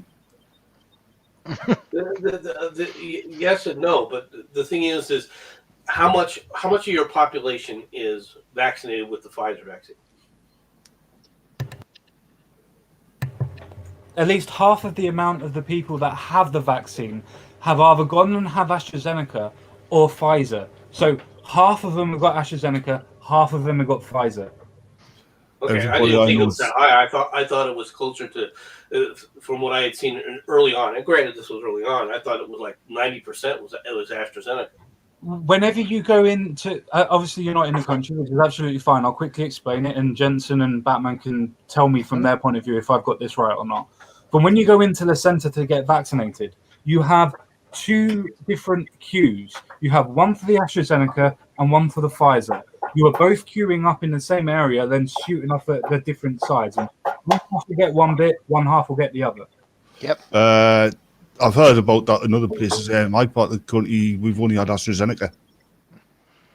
Okay. Well, down here, I actually agree with CSG. Yeah, but down where you live, you've had Pfizer, you've had AstraZeneca, or you've had some dark-skinned gentleman wearing a wooden mask dancing around you, shaking a gourd full of pebbles. Yeah, but it's worked. Only because you ate him, Jenson. Am I immune? Yes. Obviously, he went and got the AstraZeneca. I ate him. Therefore, I got the immunity. We have already discussed whether or not cannibalism would actually spread the immunity. I still say it does. Now, in the United States, the vast majority has been Pfizer that people have gotten. Right, Moderna is the next most highest, and then a very small percentage. I think it's less than 5% have gotten the Johnson and Johnson shot. Yeah. And a lot of that has to do with as the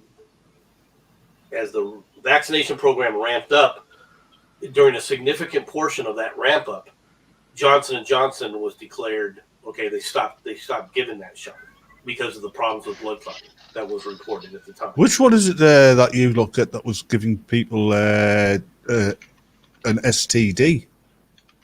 I don't think that any of them gave anybody an STD. Yeah, I was going to say, technically what MC's actually, No Man's actually saying about Johnson & Johnson giving blood clots, I mean, technically you could say that's correct, but it was like 0.06% of people that had it were getting it. But yeah, nobody's got STDs from... That's something I heard. It would not have been from a vaccine. It may be from blood, but it would not have been from a vaccine. You know, stop sharing needles. Needles are bad. Yeah, and don't smart. I'm probably thinking of Bill Clinton again. That's a goddamn UTI, you northern dick. I don't care. When all said and done, as this plays out, I think that I'm going to be proven correct, CSG, much more than you were on how all this plays out. Sorry, could you repeat that? I couldn't hear you properly. How all this plays out as far as the vaccines and everything go. I said when all is said and done, and we're looking at this from distance, time distance. And I think you're going to find that these supposed vaccines were not nearly as efficacious as they were claimed to be. I don't think that they work. Study after study, especially for AstraZeneca and Pfizer, more so Pfizer because it's more commonly used. Pfizer is still between, I believe, off the top of my head, I still believe that it's between 70 and 90%, depending on when you've got it and if you've got your booster and when you've got your second jab and so on and so forth. But as far as I'm aware, it's still 70 to 90% efficacy. There was a study just recently released that said Pfizer after 4 months after the second shot is less than 50%. No, not the efficacy. No. That study was not talking about efficacy. It was talking about it having the immune cells in your system after 4 months. Well, that's how they're judging all of this, to be honest. Because there's no way we haven't seen. Do you know how the immune system works? Do you know how the immune system works? The immune system does not have T cells going at all time. Well, we have to have this cold immune system going. We have to have this flu immune system going around. We have to have I don't know, fucking UTI thing going around. Yeah, you're only immune to a disease for the amount of time that you're exposed to it. No, yes, but basically that's correct. So if you have a disease, when you're trying to judge hang on. If you have a disease that enters your body will then remember that it has the correct T cells to produce, uses a memory cell to be able to create those immune systems to be able to go out and fight that disease. Yep. What we are creating with a vaccine is being able to put the immune cells into the system, so it then gets stored by the memory cells. So if and when you get infected at a later date, you will then be able to make the cells by yourself, which is why it is at 60 to 90% efficacy overall. Efficacy. Yes. Yeah, whatever. By the way, I corrected you because you're a bit annoyed. How do you judge this? And the thing that they're not doing, right, is they're not judging this from a population level. Because if it was at the levels that they're claiming, all right, when a population is 75% vaccinated, then the ability to get this serious disease should be so minor, you shouldn't have these massive waves. CSG, Shirati's asking about Pfizer using fetal cell tissue to make the vaccine. Do you have an opinion? If you don't, I understand. I mean it in a nice way. Personally, I haven't actually checked on that, and Shirati could be right. And let's go with the hypothetical that she is right. I'm not going to say that she isn't. I'm not going to argue that point. Mm-hmm. But let's say that she is.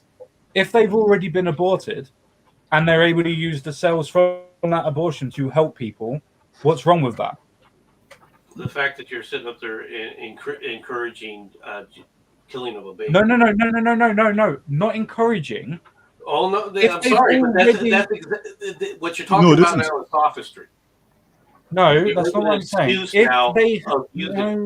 That's not what I'm saying. If they have already been aborted because of the person's personal choice, whether you agree with it or not, and they've already had that abortion. I understand where you're putting the demarcation now. I'm telling you that what that is sophistry because it means that you're trying to encourage this behavior. No, that doesn't. Not many people actually even know that you're going to be using a fetal cell to do anything with the vaccine, if that's true or not. So what you do is you just go out there and do this. In the United States, all right, by the way, it's supposed to be illegal to do this.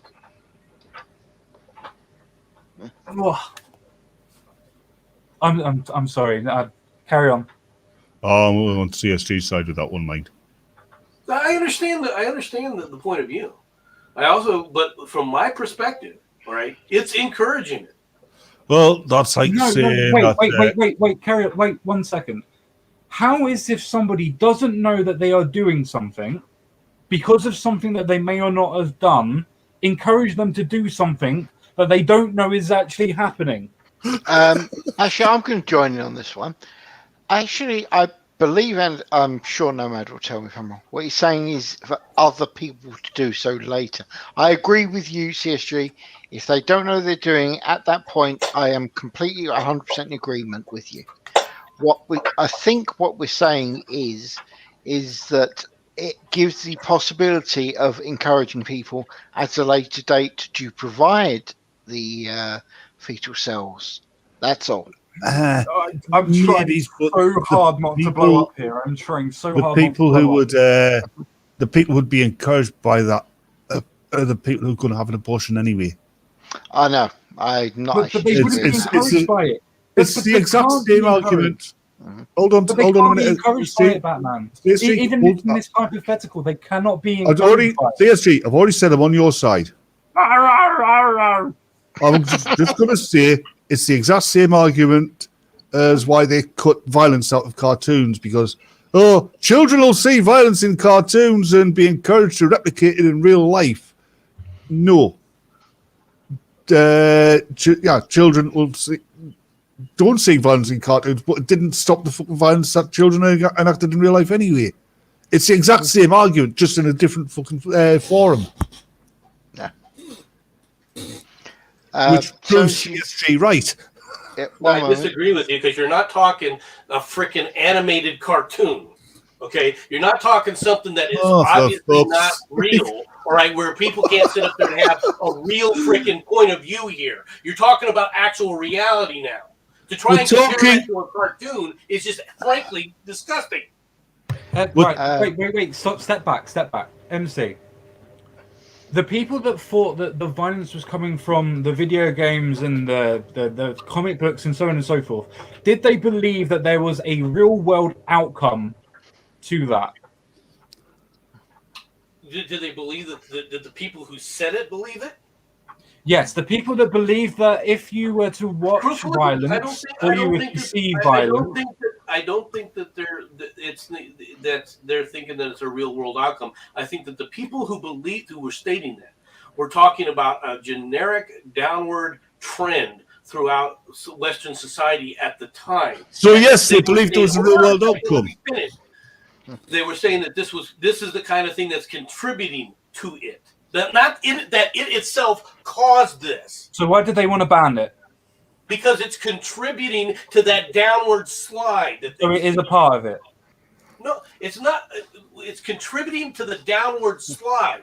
You continue what that does trend. contributing You mean? keep on going. In other words, the ball is rolling, and if we don't try to stop the ball, it starts going too fast and runs over people. What does contributing mean? Contributing, it means that you're adding to it. So it has a real world effect. Thank you. It can, yes. But if you talk about it from a narrow point of view where you're only looking at that one little aspect and saying, oh, it was this one little aspect, and that's where a lot of this starts to get lost because you're talking about two different things then. You can focus very narrowly or you can take a look at it from a broader context. It's also a chicken versus the egg thing. What came first, the violence or the video game? So, wait, are we now arguing that there's violence in video games? No, I'm using this as an example. Jeez. That's what I was doing. Wait, what? No, I mean, is MC actually making that argument? That Batman had related to, and I was responding to it from that generic context. Yeah, but what I'm trying to go is, are you actually trying to make that as an actual argument now? Or are you still against it? Argument? I'm saying that I'm not saying that it is causing violence. This is not what I'm saying. I'm saying does it contribute to the downward slide? Yes. Oh dear God. Oh dear God. Let's just move on. You want to move on now when I say this? What are you going to say? The downward slide is somehow stopped by this? That this somehow this doesn't reflect the downward slide in society? Calm. If you're going to talk about this type of subject, know that the majority of psychological and scientific studies are against you. Well, when it comes down to psychological studies, none of them are worth a damn because it's not real. It's all pseudoscience.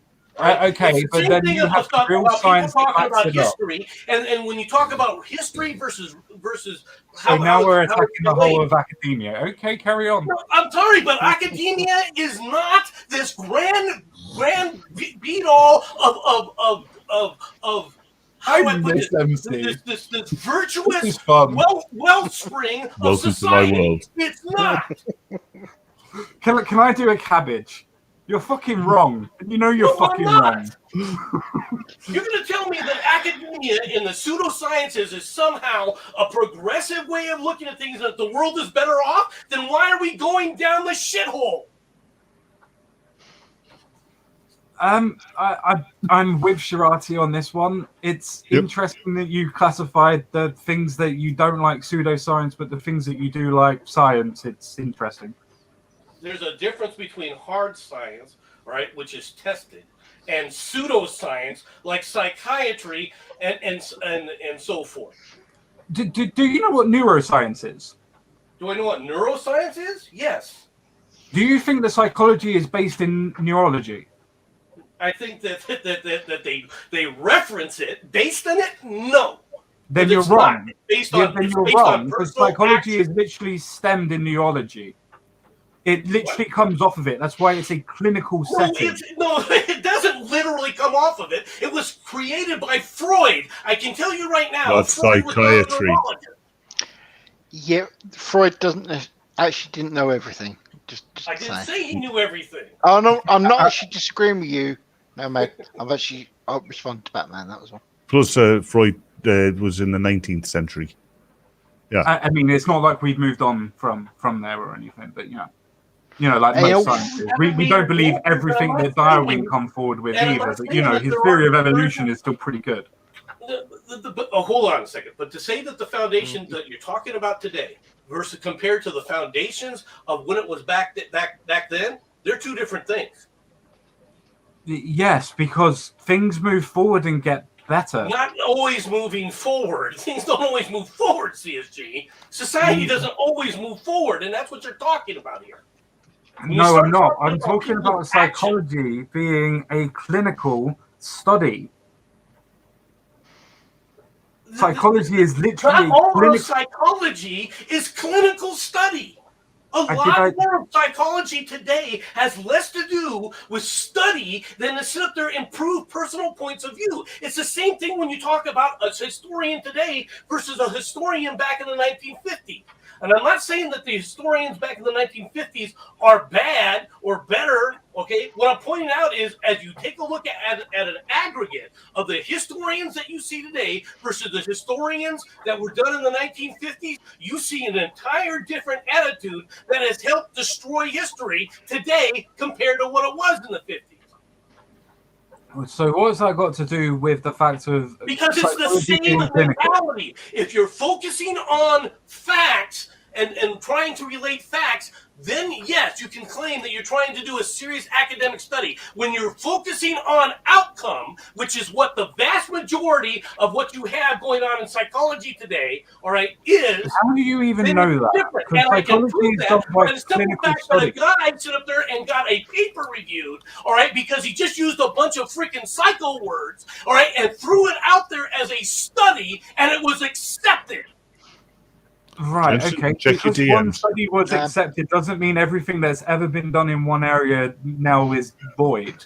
I'm sorry, you know but it what shows the clinical point of psychology view is? that it isn't academic anymore, and that what you're calling academia has major flaws. You Do would you not know get that what same kind of, clinical hold on, psychology you have is? no way of means testing this stuff. All right, like you do in hard science. When a person came back and said, "Hey, I got cold fusion. Here's how I did it." People means tested that and came back and said, "No, it doesn't work because here's what we tried."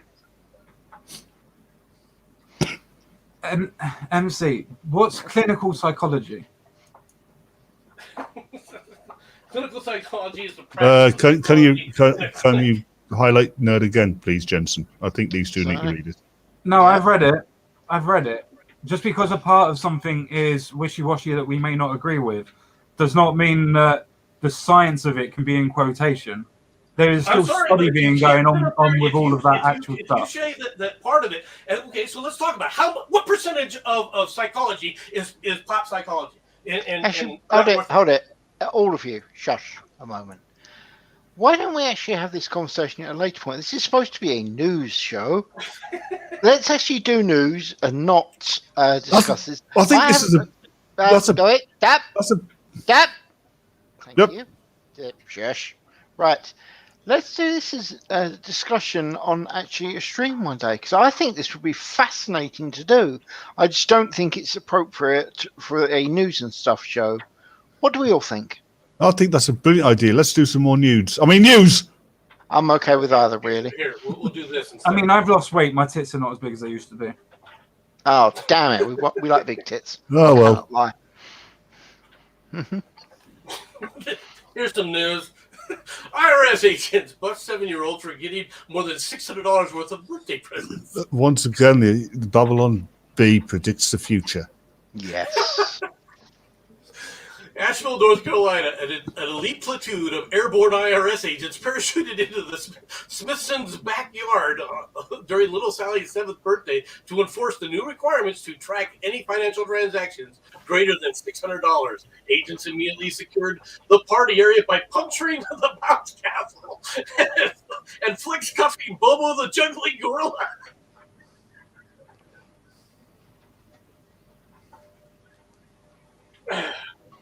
News. How's that? Is that good enough? No? Yes. News is good. Was that actually from the Babylon Bee, though? Yes. It was from the Babylon Okay, Bee. good, Yes, it's a parody site. It's a parody. But they're making a parody about the point that Janet Yellen has put in the three point whatever billion dollar or trillion dollar package that they're trying to pass in Congress, all right, to actually track any all transactions over $600. Yeah, and That never should happen.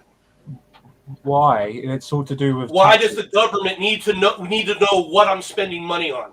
Oh, I don't know. Why did they need to take taxes? Taxes is theft. Oh. We're not talking taxes. Don't try and think of this. Why does the government need to know what I'm spending my money on? Because the IRS is tracking what your taxables are. No. This is not taxables. All right. If you want to talk about income, that's one thing. Sit up there saying I want to track all $600 purchases. Sorry, that's not necessarily a taxable item. Okay, not necessarily, but probably. Or then you have, if you have no reason to suspect that it's a taxable item, you have no, as a government, you have no reason to sit up there and say, I want to see what's in there. Well, They're not. They're tracking it. No, they are. Wait. That's exactly what they're doing. They're sitting up there saying, it. I can seeing trace this back down. And the reason they want to do it, all right, to be honest, is that if you take a great reset, I'm fucking leaving. They have no business trying to track anybody's money. To be fair, in the UK, our money is only taxed once it hits a taxable level. This means most of the money we get and most of the purchases we get have. Batman, what's VAT? Batman, what's VAT? Yeah, value-added tax. I know, but we're on about that. So that means everything's taxed, then, doesn't it? As on every process, and every product we buy, everything's taxed. Well, but you can enjoy your VAT. We don't have a VAT here. Yes, you do. Yes, you do, because you go make a purchase in an American store. Say you've got some $13 there, right?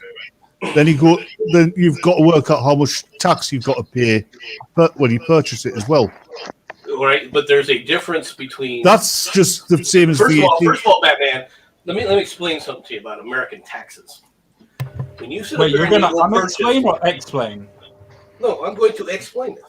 Okay. If you go, for example, if you go to a grocery store, right, and you purchase bread. Like a loaf of bread. $12 plus 60 cents plus tax. No, bread is not taxed. Yeah, they don't have a VAT on everything. They have deductible taxes on certain products. All right. Yeah, we don't have VAT on food. If you purchase the pen, if you're in the grocery store and you purchase a pen, there is a tax added to that. Now that tax, however, is either or both, depending upon the state. Or it's either a state tax or a city tax or municipality. Yeah, but what my point is, we pay like the pen would be like 60 pence, right? Mm-hmm. I'm paying 60 pence. That's including VAT. In your case, the pen would be priced at say 40 cents plus tax.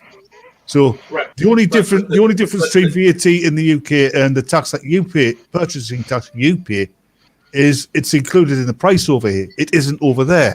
No, that's the point. And it's not the only difference. All right. The biggest difference that you're seeing already is who gets the money for the VAT. I don't care because it's not me. No. He makes a good point. It's because we have a different set of government regulations where they have city finances that's completely independent, state finances that are completely independent, and then a federal finances that controls everything. Where we have a federal outreach that then deducts everything downwards. Yeah, well, that's understandable. They're going to have a different system because they've got a much larger administrative area. It's not just that. It's the power and scope of the federal government is not as broad as it is for you guys. Well, maybe it's just broader, but they just don't tell you. Well, there's some of that as well, but the reality is that the way it was designed was to prevent the larger scale of the federal government. There are federal sales taxes, okay, that do exist on certain products. The most obvious one, of course, is gasoline. All right, fuel is taxed in America by not just the state and the local municipalities; it's also taxed heavily by the federal government. Right. So when you start talking about a $600, why does the federal government need to track every $600 purchase when it has nothing to do, that has no reason to do so? They're looking for drug money. No, they're looking for anything that they can come back later and sit up there and say, we've collected this data on you as an American that we can come back and say, now we don't like this activity, whatever that activity could be in the future, and we're going to hold you accountable for it, and we're going to break down your door and come bother you for it. And if you don't believe that can happen, all you have to do is go back just a little while ago where this channel was got a strike from something that happened over a year ago.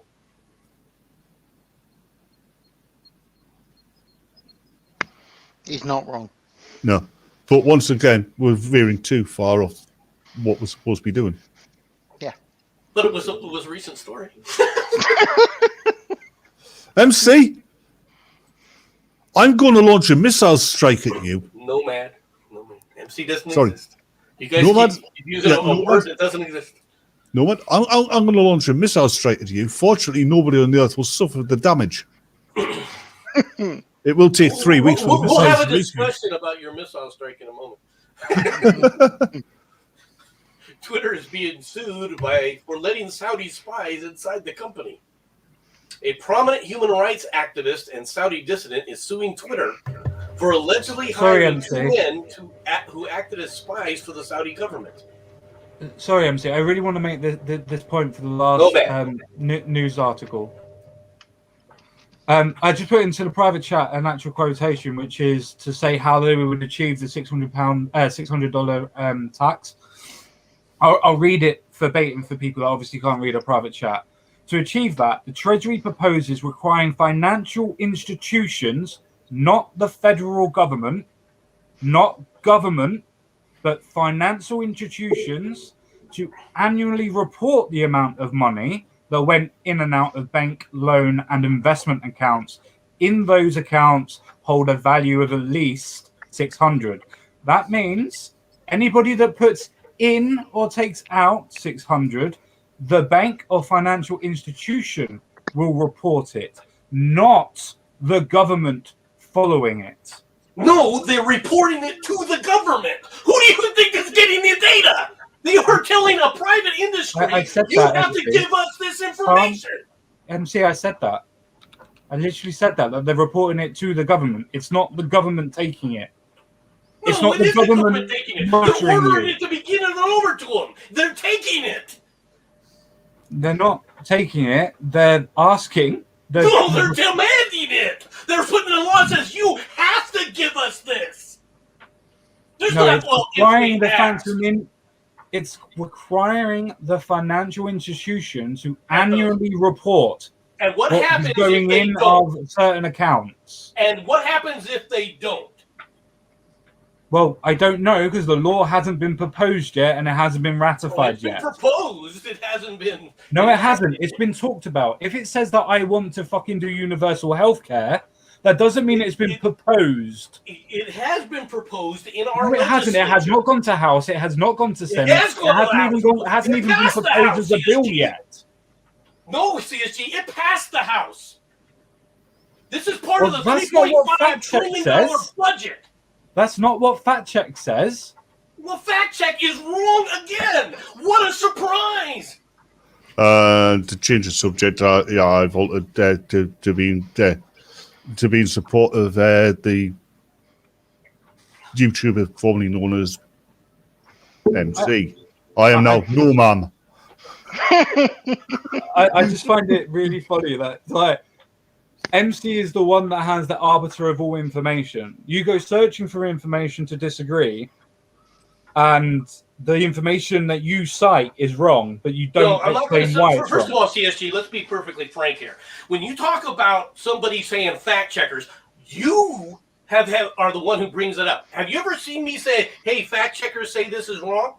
There's a reason for that, because they're not trustworthy, in my opinion. For you to bring up somebody that has been proven to have a slant and who's been proven. It's USA Today. Hold on a second. Who've been proven to be wrong on a repeated basis. All right. And you want to try and tell me, well, they say this. I'm sorry. They don't have that air of authority over me. And I'm not going to accept it just because somebody says, well, they say you're wrong. And when you're talking about a proposal in the legislature, when it's part of the process where you've got it being talked about inside of these committees, these legislative committees, it is a proposal and it has been moved forward. But it's not gone through the House like you tried to say there has. It has gone through the House. They already voted on it once. Oh. Okay, the difference is now is they're still arguing because the Senate said, no, we're not going to take this up. But it has already passed the House. They are now talking about it. Well, how do we go forward with this? Because one of the things that happens in the House and the Senate is when both of them pass a version of a bill, it goes to what they call a reconciliation committee that sits up there and is supposed to massage both bills into a single worded bill that then goes back for both of them to vote on. The difference that's happening here is it's already been voted on in the House. In the Senate, however, what's happening is in the Senate, they're refusing to even allow it to go to a vote. The reason for that is because during the reconciliation process, it becomes just a vote of majority, and in the Senate, the Senate filibuster rules don't apply. So to say that it hasn't passed the House is an inaccurate statement. I could be wrong on that one. I don't mind denying that one. I could be wrong on that one. No, I don't mind. But as far as I'm aware, it hasn't actually been passed at all. But I don't mind being called wrong. But when you say that because I've used a fact check site, which, by the way, isn't your right-leaning or left-leaning site, I used it from USA Today. USA Today is a left-wing site. What did you say? They're neither left-wing or right-wing. Okay. I didn't realize that USA Today was left-leaning. Okay, I didn't realize it now fell on the left. The closest left. You're going to find to a centrist paper, all right, is the Wall Street Journal. Sorry, I'm laughing at Batman. I just. The thing is that the bill itself didn't even propose to get all of the information. It just asked the financial institutions to monitor. It's ordering the financial institutions, all right, to aggregate this data and hand it over to the government by force. And I'll tell you something else that this does, CSG, is this also reinforces the overhead, all right, on these financial institutions, preventing smaller businesses from ever being able to be enacted. And this is one of the reasons why you've seen such a consolidation within the banking industry in the past 15 years. And it's due to the fact of these kind of regulations being thrown against the private industry that prevents the little guy from ever getting ahead. Hello, Shirati. Hello, Shirati. Hello. Oh, no. Oh, yeah. Mr. Grimstyle! Shut the fuck up for a second. Both of you are wrong, in a sense. Yes, the bill did get passed through the House. No, it has not quite made it to the Senate yet. That's because it was a two-part bill. The Democrats did not want it to go through without the second part.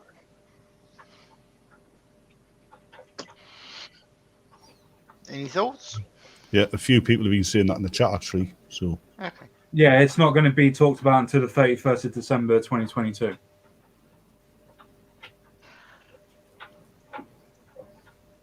So, knowing that, do you have anything to say, CSG? I already did. I said that I could be wrong that it didn't pass the House. I said that already. Well, sorry, I was getting through and asking Jenson to hook me up with the link. Yeah. I wasn't listening to you fine. ramble on and argue. You heard it here first, folks. Shirati asks Jenson to hook her up. Oh, fuck off. No, I actually really don't mind being proved wrong. I really don't mind. I don't know everything. And anybody that ever thinks that they know everything or know more than everybody else just because they think that they do is always going to set themselves up for an embarrassing fall. That's why I don't mind admitting when I'm wrong. But I don't know CSG, everything, and I will never know everything.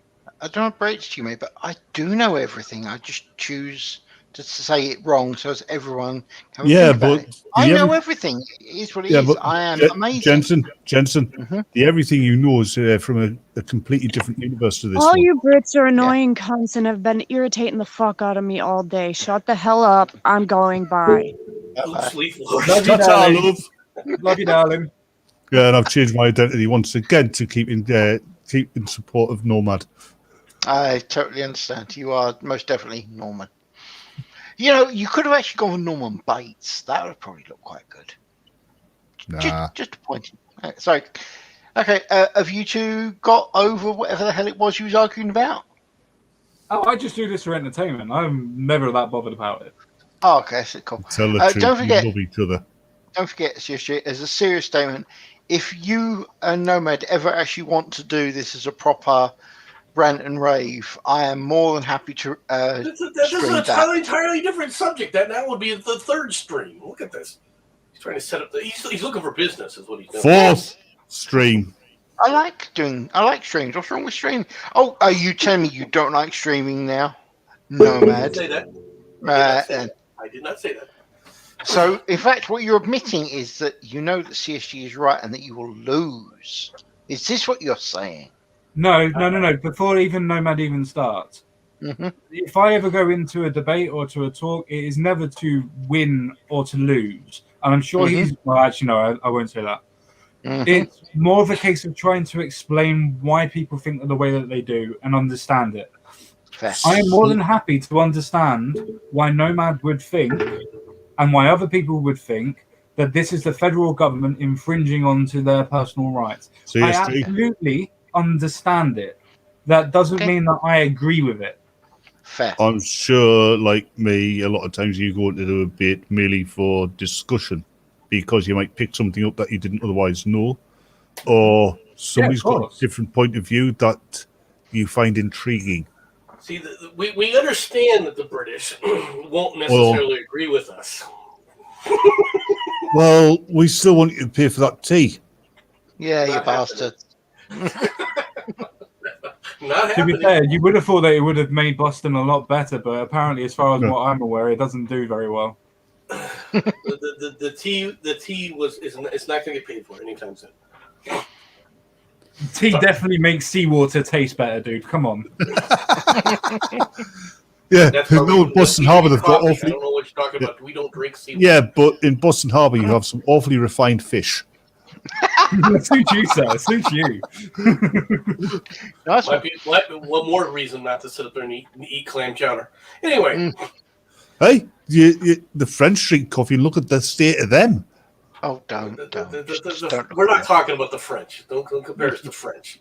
That's the Canadians. They're North. I mean, to be fair, I said this with Doku. The French have a much better republic than what the Americans do, so they have one up on them. Yeah, if you want to tell me that after this next election, what kind of republic they have. I mean, they still have a better republic. We have problems in the U.S. They still have a better republic than the U.S. Sit up there and we'll take out justice in their own hands, but we have not had the state running around praising the reign of terror and hoping it lasts forever. Yet.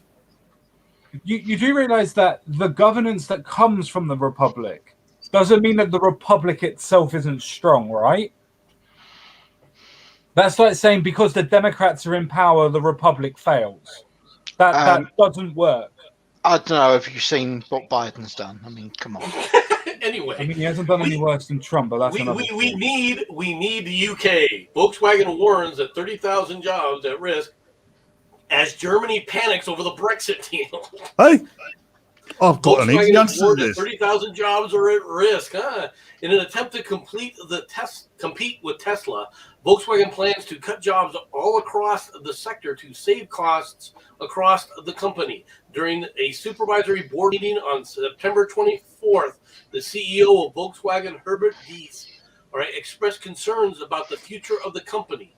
To deal with the issues faced at Volkswagen, Mr. Diess had vowed that he would do everything he possibly could to combat what the future may hold, including the reducing of up to 30,000 jobs. The news comes after it was revealed that there has been a significant decline in the German automotive industry since the UK left the EU. Not just the German automotive industry, a hell of a lot of industries over in Europe. My answer to that is, yeah, fair enough. We'll help you out. But on one condition: confiscate every French fishing boat. I would just like to point out that I agree with Shirati. Let's go, Brandon. Hey, just want to Yep. say that. Hey, is Britain better off Yes. with Brexit? Yep. Our economy is apparently doing better than any of the major players in Europe. Well, it was I'm beforehand, shocked. but even so, it's the Ramonas who are now the returners. Were whining on that. Oh, we're gonna hit economic rock bottom. We're going to become a third world country. We're doing better than we did whilst we were in the EU. I mean, most people here know what my stance has always been with Brexit. I've always been a supporter of it in general. Yeah, we need trade deals. Yeah, we need political alliances, but we don't need to be under the foot or under the foot of the EU, so to speak. Mm-hmm. I've always been under the impression that we need them as much as they need us. And to me, this just proves the fact that they need us as well. So when they tried to say and point out that, oh, they didn't need us and we're unworthy, so to speak, that we shouldn't even think of leaving, it's not to try and rub it back into their face or anything, because, you know, us Brits would never rub anything into anybody's face. Wrong. But, you know, if you want to come back, make sure that you crawl in and we want some tea. Not happening. Yeah. Thing is, Europe actually worked better before the EU. When every state in Europe was a sovereign state. Yeah. It was a better place.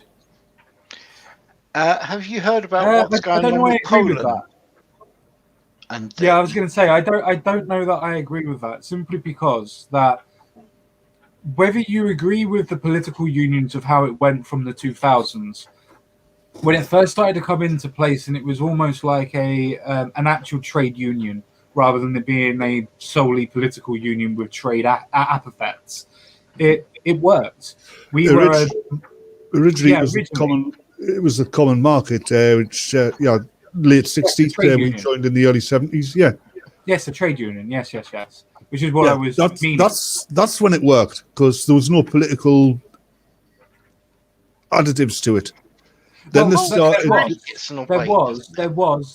It just wasn't a overarching political body. Yeah, but it was the case that people had to go and talk about their treaties rather than having a apparent separate entity in Europe taking over. You know what I mean, though? I mean, because if you have trade deals, there's politics involved, but the politics is only to do with the trade.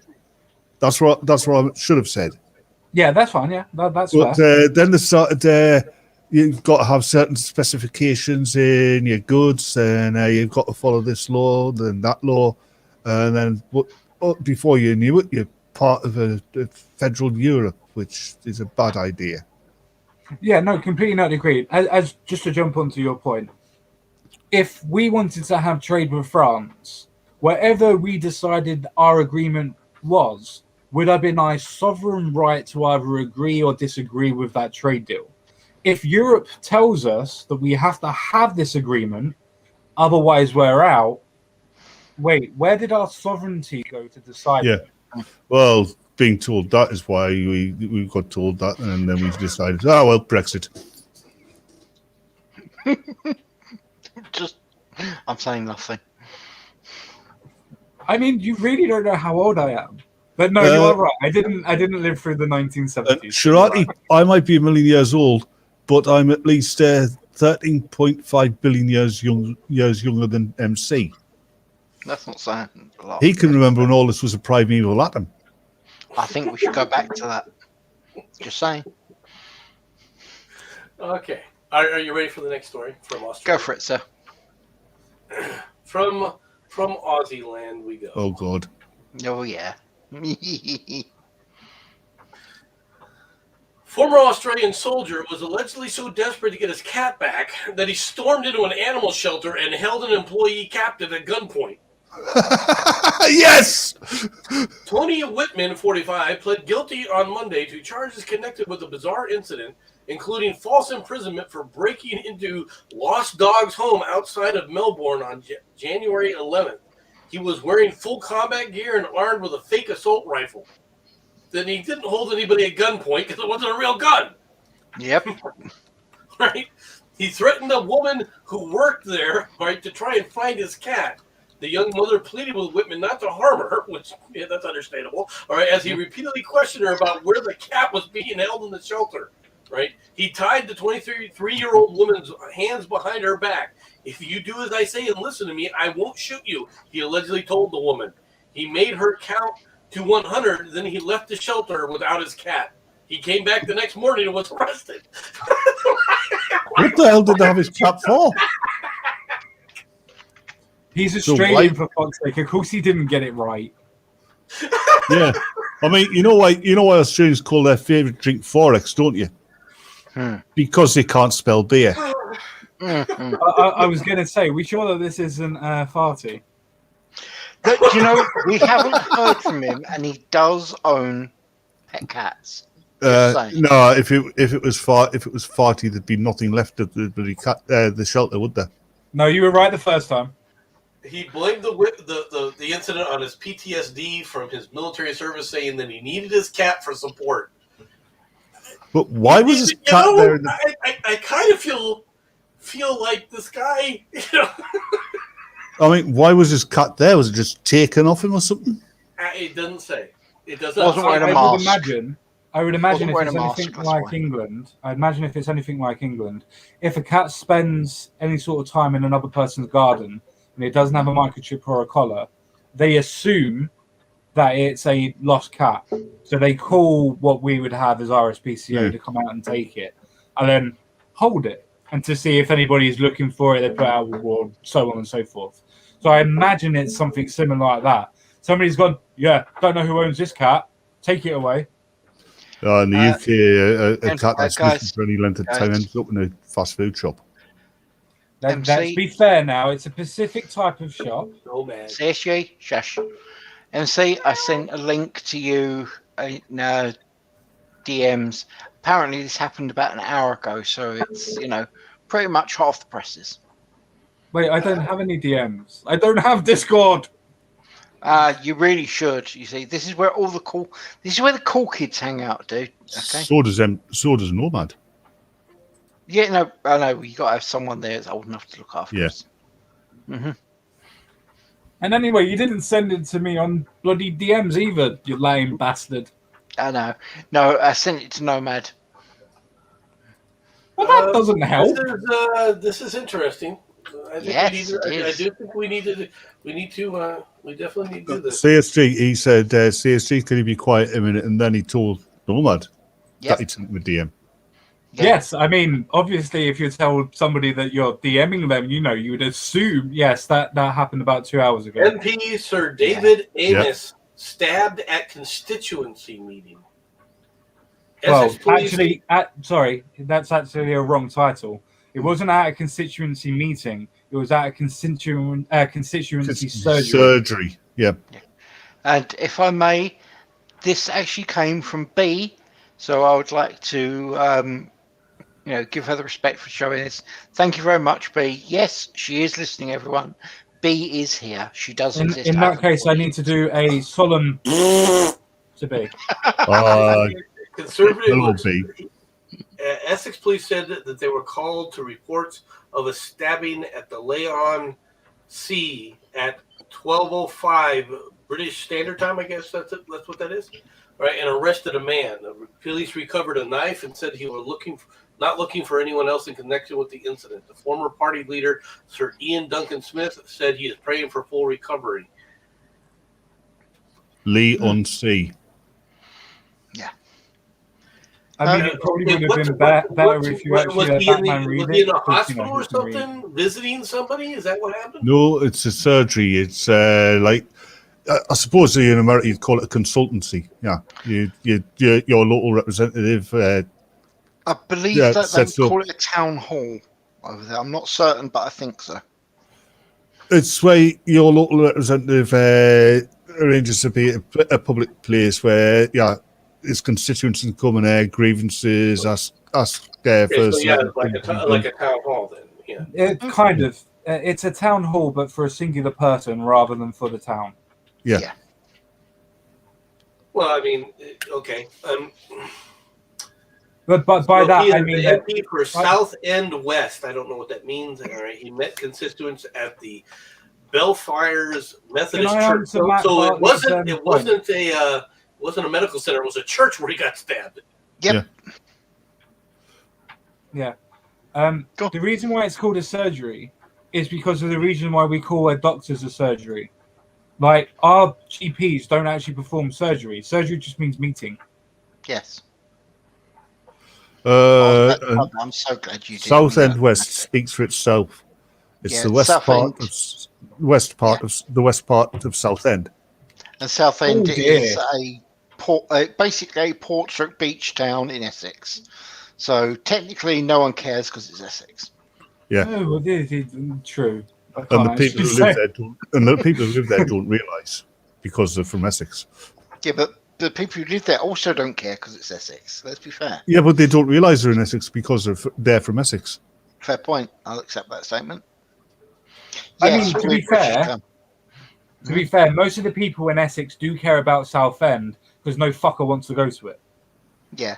Don't forget, for them, it's pronounced as Southend. No, To for them, really for them, mess it's up. for them, it's I saw that bumhole. He's in very Shit. serious condition. Yeah. Mhm. Well, he's been stabbed. Of course, he's in a very serious condition. Not just stabs. He stabbed multiple times. Yeah. Unlike you lot that go around with guns, we do it all with knives. What can I say? Oh, don't worry about that. We still do it with guns as well. I still have the gun statistics for 2018 and 19. Fair point. Well, sorry, 2017 and 18. I didn't bother in 19 because, you know. I know, and I suspect Jenson knows where you could get your hands on a fully automatic weapon at a moment's notice. No, maybe not. at all. Maybe not fully auto. Maybe not fully auto, but most of us know where to get one. Yeah. Yeah. You guys are talking about that you all know about the underground gun manufacturers? And No. We know where we can get one. That doesn't mean that we know how it's made and where it's come from. We just know people where we can get stuff from. Nor do we care where it's made or where it comes from. No. I mean, we all know that it's illegal. If we're going to that, if we're going to somebody, we know it's, you know. Let's get blunt here. But no, I actually do know people that do actually make their own. So technically, you are correct, MC. I actually know, unfortunately, all that sort of shit. It doesn't take much. No. With today's technology, it doesn't take much to make a weapon. No, I agree. MC, with the 50s technology in the 50s, it doesn't take much. Yeah, but the today's technology is so readily available for you to be able to do things. All right, I mean, it doesn't. You don't need any real specialized. The equipment that was used to be specialized is now very common. Does that make sense? Yeah. How tough is it? I mean, for somebody to have a lathe in their house nowadays, right? Yeah. Takes just $500. I do know a few people who've got lathes in their backyards, stuff like that. Yeah, but a metal lathe and metalworking today, the minimal amount of money. All right, you can sit up there and set up a full machine shop. All right, whereas before it used to be, quite prohibitive to sit up there and even have like a small little lathe that worked metal. All right, back in the 1950s, how many people could afford that? Very few people. Nowadays, well, quite frankly, for $300, you can sit up there and do a lot of work just from CNC machines that you could build in your house. Yep. I'd just like to. Oh, okay. Batman's already answered. Yeah, it is a surgery, but it could actually also be termed as a medical procedure. Shirazi. Okay. I think she's on about when you go and see the doctor. I don't know, actually. No, It's a very open question. By the looks of it, she says, "What do you call a surgery being done in your country?" So Yeah, she's medical definitely procedure. talking yeah. about having a didn't read it surgery. correctly. Yeah, Chopped open. Yeah. it's an operation. Yeah. Well, technically, Operations, what we it's actually a surgery. It's just an operative surgery. It's the colloquialism over here is an operation. That's why the game isn't called surgery. That's true. You realise they probably don't actually know the game Operation. Are we ready for another Babylon Bee Go for it. episode? No, I'm getting sick of being truth-pilled. I was going to say, do we really need to read it? Because every time you've read one, we've argued. We're not arguing over this. Well, we might argue. Who knows? Right? There are 10 signs your parents might be a domestic terrorist. Oh, God, more prophecies. This is exactly what Hitler did. Number 1. And Stalin. They make you pray to Jesus instead of Fauci. Seriously, MC, this is exactly what Hitler, Stalin, Mao, and a whole host of other dictators did. It's a clear indication that they are anti-science, since Fauci is science. Blessings be upon his name. Number 2, they ask you what you learned in school today. Asking this question shows that your parents don't trust the education experts who are forming your entire worldview. Just answer nothing, and then call the authorities immediately. They say things like, let's threaten people and do violent domestic terrorism to them. They require sunscreen when you go to the beach. Clear evidence that your parents may be white. If they are white, they are automatically dangerous. They do realize that pornographic queer theory book. I need to say it. I need to say it. I need to say it. They do realize that people of color use sunscreen as well, right? You don't. You'll get them confused. Okay. No, they don't, because they get superpowers from sunlight. And yes, there are some that actually believe that. There's quite a lot that actually believe that. Yeah. Yeah. But then again, these are the people who also believe that white people were created by black scientists when black people were more intelligent and stronger than any other human being. Dude, go one deeper. These are the people that believe in creationism. Fair point. Yep. And also the same people who actually believe that we were seeded here by aliens. We were. Panspermia. And the earth is flat, yet it is hollow. Yeah, and yes, there are people like that. Sorry, MC. Yes, I know. I used to work with one. Leave me alone. They take away your pornographic queer theory book you borrowed in the school library. Before somebody says that's ridiculous, there's the story. Mm-hmm. Yep. And yes, it was at a library. Yes. Yes, it was. It was. That's actually worse than the reading time with the drag queens that we saw a couple of years ago. Yeah. In all fairness, reading time with the drag queens I can deal with. Reading time with something like that, no. Just no. Yeah, but when you saw that picture, you now know what memes looks like in its true form. What are you talking about? That is penoid. I mean, I'll be honest. I know memes is quite left-leaning, but I don't even think memes would support something like that. I mean, he might argue it on the internet to troll because he is super troll, but I don't think he would necessarily support it. He would support it just to get on MC's nerves. That I'd accept. How could you ever do anything like that on the internet? Why would he do that to get on my nerves when there's so many other ways to do it? Just ask you. Because that's the easiest way. It's not. It's just me saying you're wrong. That's enough. Hold it. Shirati's come up with a brilliant concept. I wonder, are albinos shunned because they have white privilege or because they have no melanin? No, because they're a minority and also have a deformity, which is in many cases a disability, which puts them on the victimhood ladder. Back to the Babylon Bee. They say racist dog whistles like this school's CRT curriculum seems pretty racist. Absolutely disgusting. Mm-hmm. You have never seen them dress in drag at a local library. Weren't you just talking about this? Yeah. They don't have a verified blue check on Twitter. Heretics, a lot of them. You can see their entire face when they talk, and this means they aren't wearing a mask. They're basically murderers. I'm all right then. And finally, they voted for Trump. What more proof do you need? Evil. Evil, I say. You got to admit that was a good Babylon Bee story. Yeah.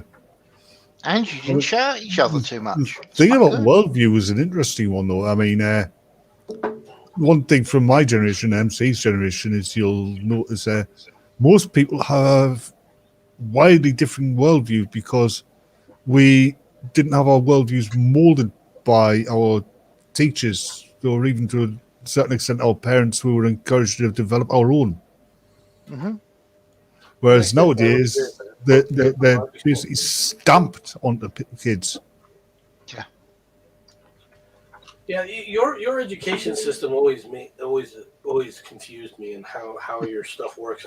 And not saying that our education system's any better. Don't misunderstand this. I can't follow your education system. Why? What is it? No, hold up. What is it you don't understand? Let's see if we can actually. I don't understand. I don't understand this idea between the different class structures. All right. When they talk about, for example, when you see everyone marching to the same tune in like the wall video and so forth, to me, I'm looking at that going, how does this ever take place? Because this is not the school that you would find in the U.S. like this. There are military academies that might come close. We right? don't march in school anymore. We never marched. We never marched in school. That's just in the wall videos. Okay. Yeah, I was going to say no. We never actually really marched in school. The only time that we could have anything that was similar to marching in school was when we were in primary school and we used to do our lining up outside for a fire drill. Yeah, true. Or when I was a kid, at the end of a break, the whistle was blown and you had to line up to go to enter the school. Yeah, because otherwise there'd be a mad crush of kids barreling in. Which usually happened about 3 steps after going into the queue. No, because you had prefects who used to slap you out with the heat if you tried that. You know, we had prefects as well. They were usually the things that we were stamping on as we were running past. No, our old prefects were always picked I never had prefects. The prefects in our school were they were always picked from the physically more developed kids, if you know what I mean. Oh yeah, no. What the heck is a prefect? It's basically, I suppose you can call it like a policeman picked at school, but picked out from the student body, as you Americans would call it. Like a hall monitor. Imagine that, but a lot more power. Yeah, and a lot more brutal. Yeah. Usually you can tell when they're coming because you can hear their knuckles bouncing up and down on the ground. Up the stairs, I agree completely. Just you know, I was never in a school with a hall monitor, but that's it. Okay. Yeah, but MC, you were never in a school with a hall. Oh, unless you call the tunnel from the big cave into the smaller cave a hall. There you go. Now, if we're talking about schools and everything, the one thing that I think that one of the biggest problems we have in a school system today is districts. Right, the consolidation of schools was a massive mistake for the nation as a whole. even though it isn't technically federalized, that kind of mentality has led to the schools being too large, right, and not being able to accommodate the children. Now, people will point out, well, what about the exceptional programs, both for the low end kids and the high end kids, which are not available in the smaller schools, right? That you may have a point there, but at the same time, you've lost everybody else in between. I think class size is a big negative as well. I mean, when I went to school, there was my classes there. You'd have around about 15, maybe at most. Oh my god! Yeah. I don't know about with CSG, but my school we had between 30 and 35 in a class. So you didn't know everybody's name in your class. Until the bell rang, teachers would stand in the hallway. That's very true, Susan. Yeah, ours wasn't like that. Primary school probably between 28 and 32. My secondary school, What's primary versus secondary, do you guys? Primary is like 8 till 11 years old. Think of it as your Junior high? Your low school, your junior school. Junior and high middle and school in high. one. All right, what we have in the United States, what we basically have. This is general. You got to understand it because it doesn't apply necessarily to every single area. But what you have is an elementary school. Elementary starts from 6 and goes through the 6th. Elementary starts at 6, which is kindergarten, which you start around 5 years old to 6 years old, right? And then goes through the 6th grade, right? That's elementary. That would be then you have primary for us. Then you have Yeah. junior high, which goes from which is like 7th and 8th, all right, sometimes 9th, depending upon the district, and then you have high school, which is 10th and above. That's how the schools are structured. So the MC, give us are together. The ones in the MC, middle give us together. age groups. Yeah. There's You great did. things. We're English. We don't understand that. Well, the grades are almost exactly the same as ours. I haven't looked into it that much, and I mean it has changed since I was at school because you've got like year 1 to year I can't remember, but 7. Year 6. Sorry, year 1 to year 6 for primary. yeah, we just had you started in infant school and you had your first year, your second year, your third year. Then you went to junior school when you were like 8, and you had first to 4th year. Then you went to comprehensive and you had first to 5th year. Yeah, I don't know about Quinn, but my school was completely different to that. We had primary school 1 to 6, then we had high school 7 to 11. Like yours, As in, not how old we were, but those were the grades, and we started off at around about 5. Yeah, that is correct. Same for me. yeah, that's very different to how it worked when I went to school. Yeah, that's because you're an old fuck. Yes, and you're a fetus. You should be worried about AstraZeneca robbing your cells. Sorry, I didn't realise the old granddad was starting up his engine. That's actually a good one. It's the first good one you've ever done. Oh, it's a good thing. Did your mummy help you with it? No, your daddy did. Hold on a minute. You're saying a pile of ash in an urn helped you. That shows how desperate you are. Oh yes, a little bit of cream. Everything solidifies around it. Children is about to go downhill. Allegedly threatening the life of a woman transmitted the menacing message in sign language via a video text, the Florida police say. Robert Soule, 35, was arrested Monday evening on a felony charge and booked into the Pinellas County Jail. Locked up for... Is he standing behind a fucking caravan? I don't know what he's standing behind. Because it looks like he's behind a trailer, as you Americans would say, and that just fits the whole persona, doesn't it? It does. Yeah. Disturbingly. He was arrested Monday evening on a felony charge of locked up for $10,000 bond. He is scheduled for a court appearance this afternoon. According to the criminal complaint, Soule sent the victim a video text on September 28th describing in sign language, "I'll kill you, okay? I will kill you." The woman told the police that the Soule, who is deaf, was upset because he believed she took his mail. Soule lives at the Silver Lake Mobile Home Park. Told you, I can spot a trailer a fucking mile away. All right. Though the landlord this month filed an eviction lawsuit against him and his ex-girlfriend for non-payment of several months of their $1,340 rent. I just want to say, based on the picture and his lack of hair and beard, is it Dodge?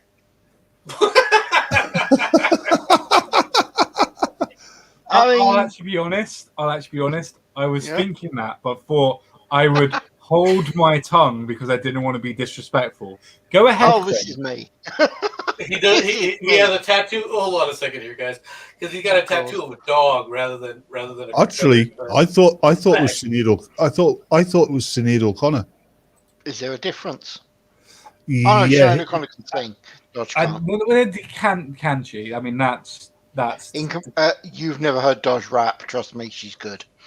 And to be honest, he's also a lot thinner. Yeah, and a lot less decomposed. What? Dodge or him? Because honestly, Yes. I'm not sure which one. Yeah. Speaking of Batman, when you made your comment earlier, Which Yeah, one? I'm going to be doing this tomorrow. Kyle, I made a few. nope, hold on a second. Oh. That's not going to help. I'm going to be Bill doing this story epilepsy. tomorrow as An well. epileptic fit Ah. because for some reason it flickers every now and then. It does that. I don't know why. Because you're a boomer. It's got nothing to do because of a. Oh, that's right. I'm not doing that story tomorrow. Oh, yes. Yes. Throw So, it to bed. Woman nearly hit by a meteorite that landed on her pillow. as incredible pictures show the space rock smashed through the roof. and that's, on a serious note, that's actually incredibly rare. There's almost no records of people being nearly hit by meteors or even houses damaged. And the other question I've got to ask you, MC, is did you forget where Shirati lives? Wind shear. Wind shear. You know, everything's flying when you're in space. I like that wind shear. You have a little bit of a problem. Ruth Hamilton was nearly starstruck when she awoke to find the space rock that tore through her roof in her small Canadian town of Golden, British Columbia on October 4th. She walked and found it. You mean she slept through it? Yeah. I just jumped up and turned on the light. I couldn't figure out what the heck happened. She told how she heard a loud bang and felt debris falling on her face and fresh air from the newly formed hole in her ceiling. When Ruth looked down at her pillow, she saw the out-of-the-world visitor lay just inches from where she had laid her head. In shock, she called the police, who arrived at the scene to determine the rock was not from the nearby construction site, but couldn't work out where it came from. We called the Canyon Project to see if they were doing any blasting, but they weren't. But they say that they had seen a bright light in the sky and that it exploded, causing some sonic booms. That was when it figuratively hit them. It was a meteorite that came crashing through her ceiling. I was shaking and scared when it happened. Well, no shit. Another point here, MC. I mean, aside from the damage it caused to it when it came through a roof, it landed on a bed, so that's going to be one of the least damaged meteorites ever recovered. Yeah. By the way, Nomad, I'm getting a report here from her. She's saying, "Missed, bitch." Okay. That must have been some windshield to divert to Canada. Well, it's the. You'd been drinking, hadn't you? Everything goes nice. You'd been drinking. The general curve as the gravity takes it, but when it hits the wind does a lot of weird things. He'd been drinking. He'd also been winking at Saturn. How dare you say that the Earth has a curve to it? Everyone knows it's flat. What's wrong with you, sir? What's wrong with you? I said that the meteorite curves in because of gravity. Did I say that the Earth wasn't flat? Jenson, the Earth is only flat when MC goes to the North Pole with a trampoline. Are you ready? Are you ready for your next story? Oh, yes. Are you truly ready for the next story? Depends which one you're doing. Most definitely. Please be the horses. Please be the horses. This is the horses. Yes. Oh, hold on. Well, there we go. Hold on. The flickering has returned. Mm-hmm. Nope, still there. Okay. Well, maybe you shouldn't use that gas-powered computer. No, it's for some reason it's just this one monitor does it on. The other monitor doesn't flicker. Do yourself a favor, MC. When the stream's over, go and check out that none of your valves have gone. Feed the hamsters. This is bad, people. This is bad. Trail camera caught man's illicit horseplay. Suspecting that someone had entered a barn on her property without permission, a Florida woman set up a trail cam that subsequently recorded a laborer having repeated sexual contact with a horse housed in the structure. Homeowner Catherine Engel told police last month that she installed the trail camera inside the 4-stall Vero Beach barn where her horses are kept, all right, after discovering a ligature marks around one of the horses' necks. She also recalled finding bungee cords and ropes around the neck of a miniature horse, even though she had never placed any on them. Oh, The cameras, God. cops say, captured Santiago Victoria, 57, entering the barn late at night, invading a stall occupied by a horse named Maria. During the 3 separate encounters, Victoria gets behind the horse in a sexual manner, according to the arrest So affidavit. he's doing auto asphyxiation on horses. Yes. But so far, no one has done the bad joke. You do realise that nay means nay, don't you? There you go, Batman. You can have that one. That's free. Oh, I'm giving it back to you. Well, even this isn't as bad as that scene that shocked commuters in England in 2018 when the Engel train. identified Victoria as a suspect, telling cops that he worked for a welding company that parked vehicles on the same property where the barn is situated. When cops confronted Victoria at his residence, he reported admittedly having sexual intercourse with the horse, but he could not remember how many times. But it was consensual. Well, you definitely heard the horse go, yay. Joke me, Daddy. Joke. Oh, But my it's God. still Horse was not as- AOC. like, Jenson, Point it out. still not as bad as that scene that I think it was 2018. Commuter train heading into London was had to stop Mr. Ed. by this field, and commuters were shocked to see this man staring at them in embarrassment, guilt, and shock whilst he was having sex with a goat. I'm not going to say it. I'm not. Yes, I am. You know I am. So he's from the Middle East, maybe? Well, I don't know. Iraq, Afghanistan? East Midlands, I believe. Don't Same talk thing. about my princess. We over. Hurt me, Daddy. 5 more minutes. That's one character he wanted to feed to the horse.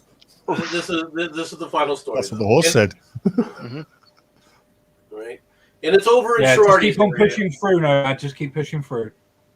That's what the horse kept saying to him. Hey, he didn't.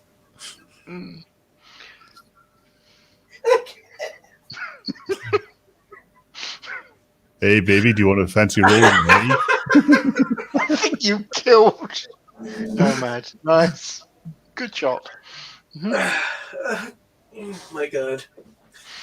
In Shirardi's area of the world. Yeah, unfortunately, he couldn't talk to the police very long because he had a hoarse throat.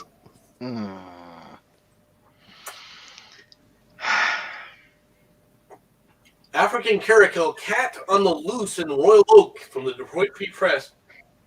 A large tame African cat is on the loose in the Royal Oaks area, police warn. If it's a tame cat, then why are you warning about it? No such thing as a tame cat. Right, I tend to agree with that. The Royal Oaks School posted Wednesday morning saying that the city police contacted the school district to warn about an African caracal last seen around an elementary school. The cat is estimated to weigh about 50 pounds. That's a big cat. Right, was spotted last at 13 Mile and Rochester Road. At approximately 6:30 a.m., police responded to the 700 block of East LaSalle Avenue concerning several African caracal cats that escaped their enclosure, according to the Royal Oak officials. The cat's owner owns other caracals, according to the police. 2 of the cats escaped Wednesday morning, but the owner was able to lure one of them back inside using raw meat. MC? That's a big cat. That's an average-sized dog. He's so cute, though. Look at him. These things. I've seen some pictures of these things. These things are very aerial and acrobatic, right? They can leap. Yes, they're very cats. high in the air, and they catch birds. Yes, they eat they're birds out of cats. the air. Yes, MC. I mean, They're he's literally cats. trying to describe a cat like nobody knows Yeah. what a cat does. No. Have you seen? I mean, there are some awesome pictures of just how high these things will leap. Oh no, I Yes, agree They're with you. cats. MC, your average house cat can leap up to a 6 foot tall man's shoulders.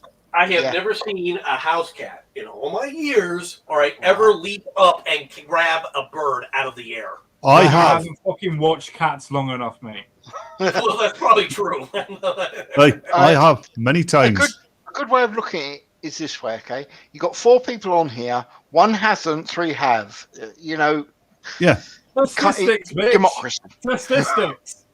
Yeah, we have democracy, literally, right here. Now, see, like I said, I saw pictures of the caracals doing it, and I thought that was pretty impressive, just how freaking nimble. Oh yeah, Yeah. I do hope you're going to send that story on to Conscience Caracal because I'm sure he'll find that entertaining. Oh, he would love that. He would, wouldn't And he? see, the caracal, it's not that much removed from the house cat. Hmm. And house Well, I know- cats I know people- house cats are about the most agile members of the cat family. I know that they can be made into pets, but to be honest, in Detroit, with the number of abandoned buildings and everything that they have in that area, Mhm.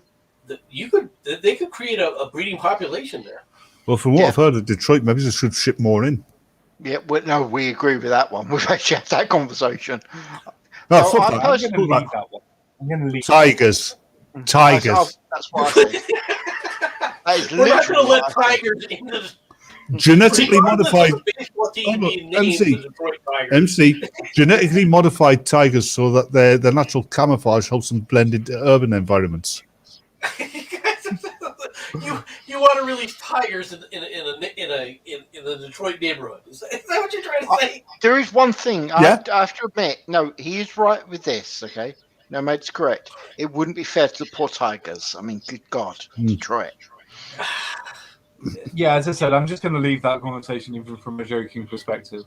What I'm You waiting can be know so that misconstrued many straight people in away. Detroit What- carry what- weapons, right? What I'm waiting for is the story of a vegan who's killed by his pet tiger by trying to force it to go vegan. It's going to happen. Did you lot see there was a video? This woman, and I'm using that Yes. term loosely. Yes, I have. Yeah, isn't it brilliant? Right. It's fucking She had- hilarious. She had a dog. She was a vegan or one of that ilk. And she's saying that she brought up her dog as a vegan and it likes eating greens. It doesn't like meat. Meat is disgusting, blah, blah, blah, blah. And I'll prove it. She put out a bowl of meat. She put Three out times. a bowl of veg.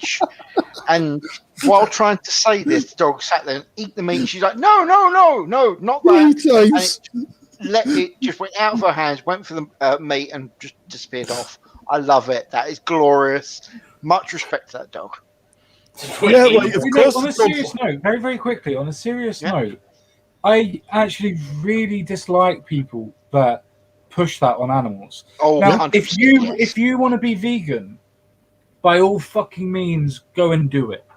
Yeah. But do not push your ideology, and it is an ideology and it is a choice. Do not push that choice and that ideology onto an animal that requires meat to live. It's like trying to turn a lion into a fucking cabbage eater. They don't have the actual mandibles to do that. CSG, there's been quite a few cases. Some of them have actually been put onto YouTube of vegans having their pets taken away from them for just that reason. Oh, I know. Susan, maybe a social worker can catch it. Not wrong. Well, They're definitely an idea for that psychologist. And hello, Chris. thank you very much for doing the stream, Nomad. Thank you for coming on, CSG. And as always, thank you, Batman. We are going to Norman. end it here because we've been going for a bloody long time. I'll be You've completely only got honest. 10 minutes until you get to 3 hours. Come on. You know, go for another You- 10 minutes. Yeah, that's because you guys can argue about almost anything, and you know it. No, we can't. No, I was just thinking. I mean, we could go down that road for that length of time. I was just thinking, 10 more minutes, and then it's 3 hours. Why not leave on an actual even number? Yeah. Because it confuses people this way. Well, they are Americans. Exactly. All right. So thank you very much, guys and girls. Thank you for watching. And who knows? Hopefully, I'll drag him back out of the wilderness again, and he'll do even more weird shit for us. Speak to Well, I mean, everyone it's not later. like Nomad can go back to his own channel, is it? Well, he can. He just can't do much with it. Bye-bye, everyone. You can sit Bye-bye. there and cry.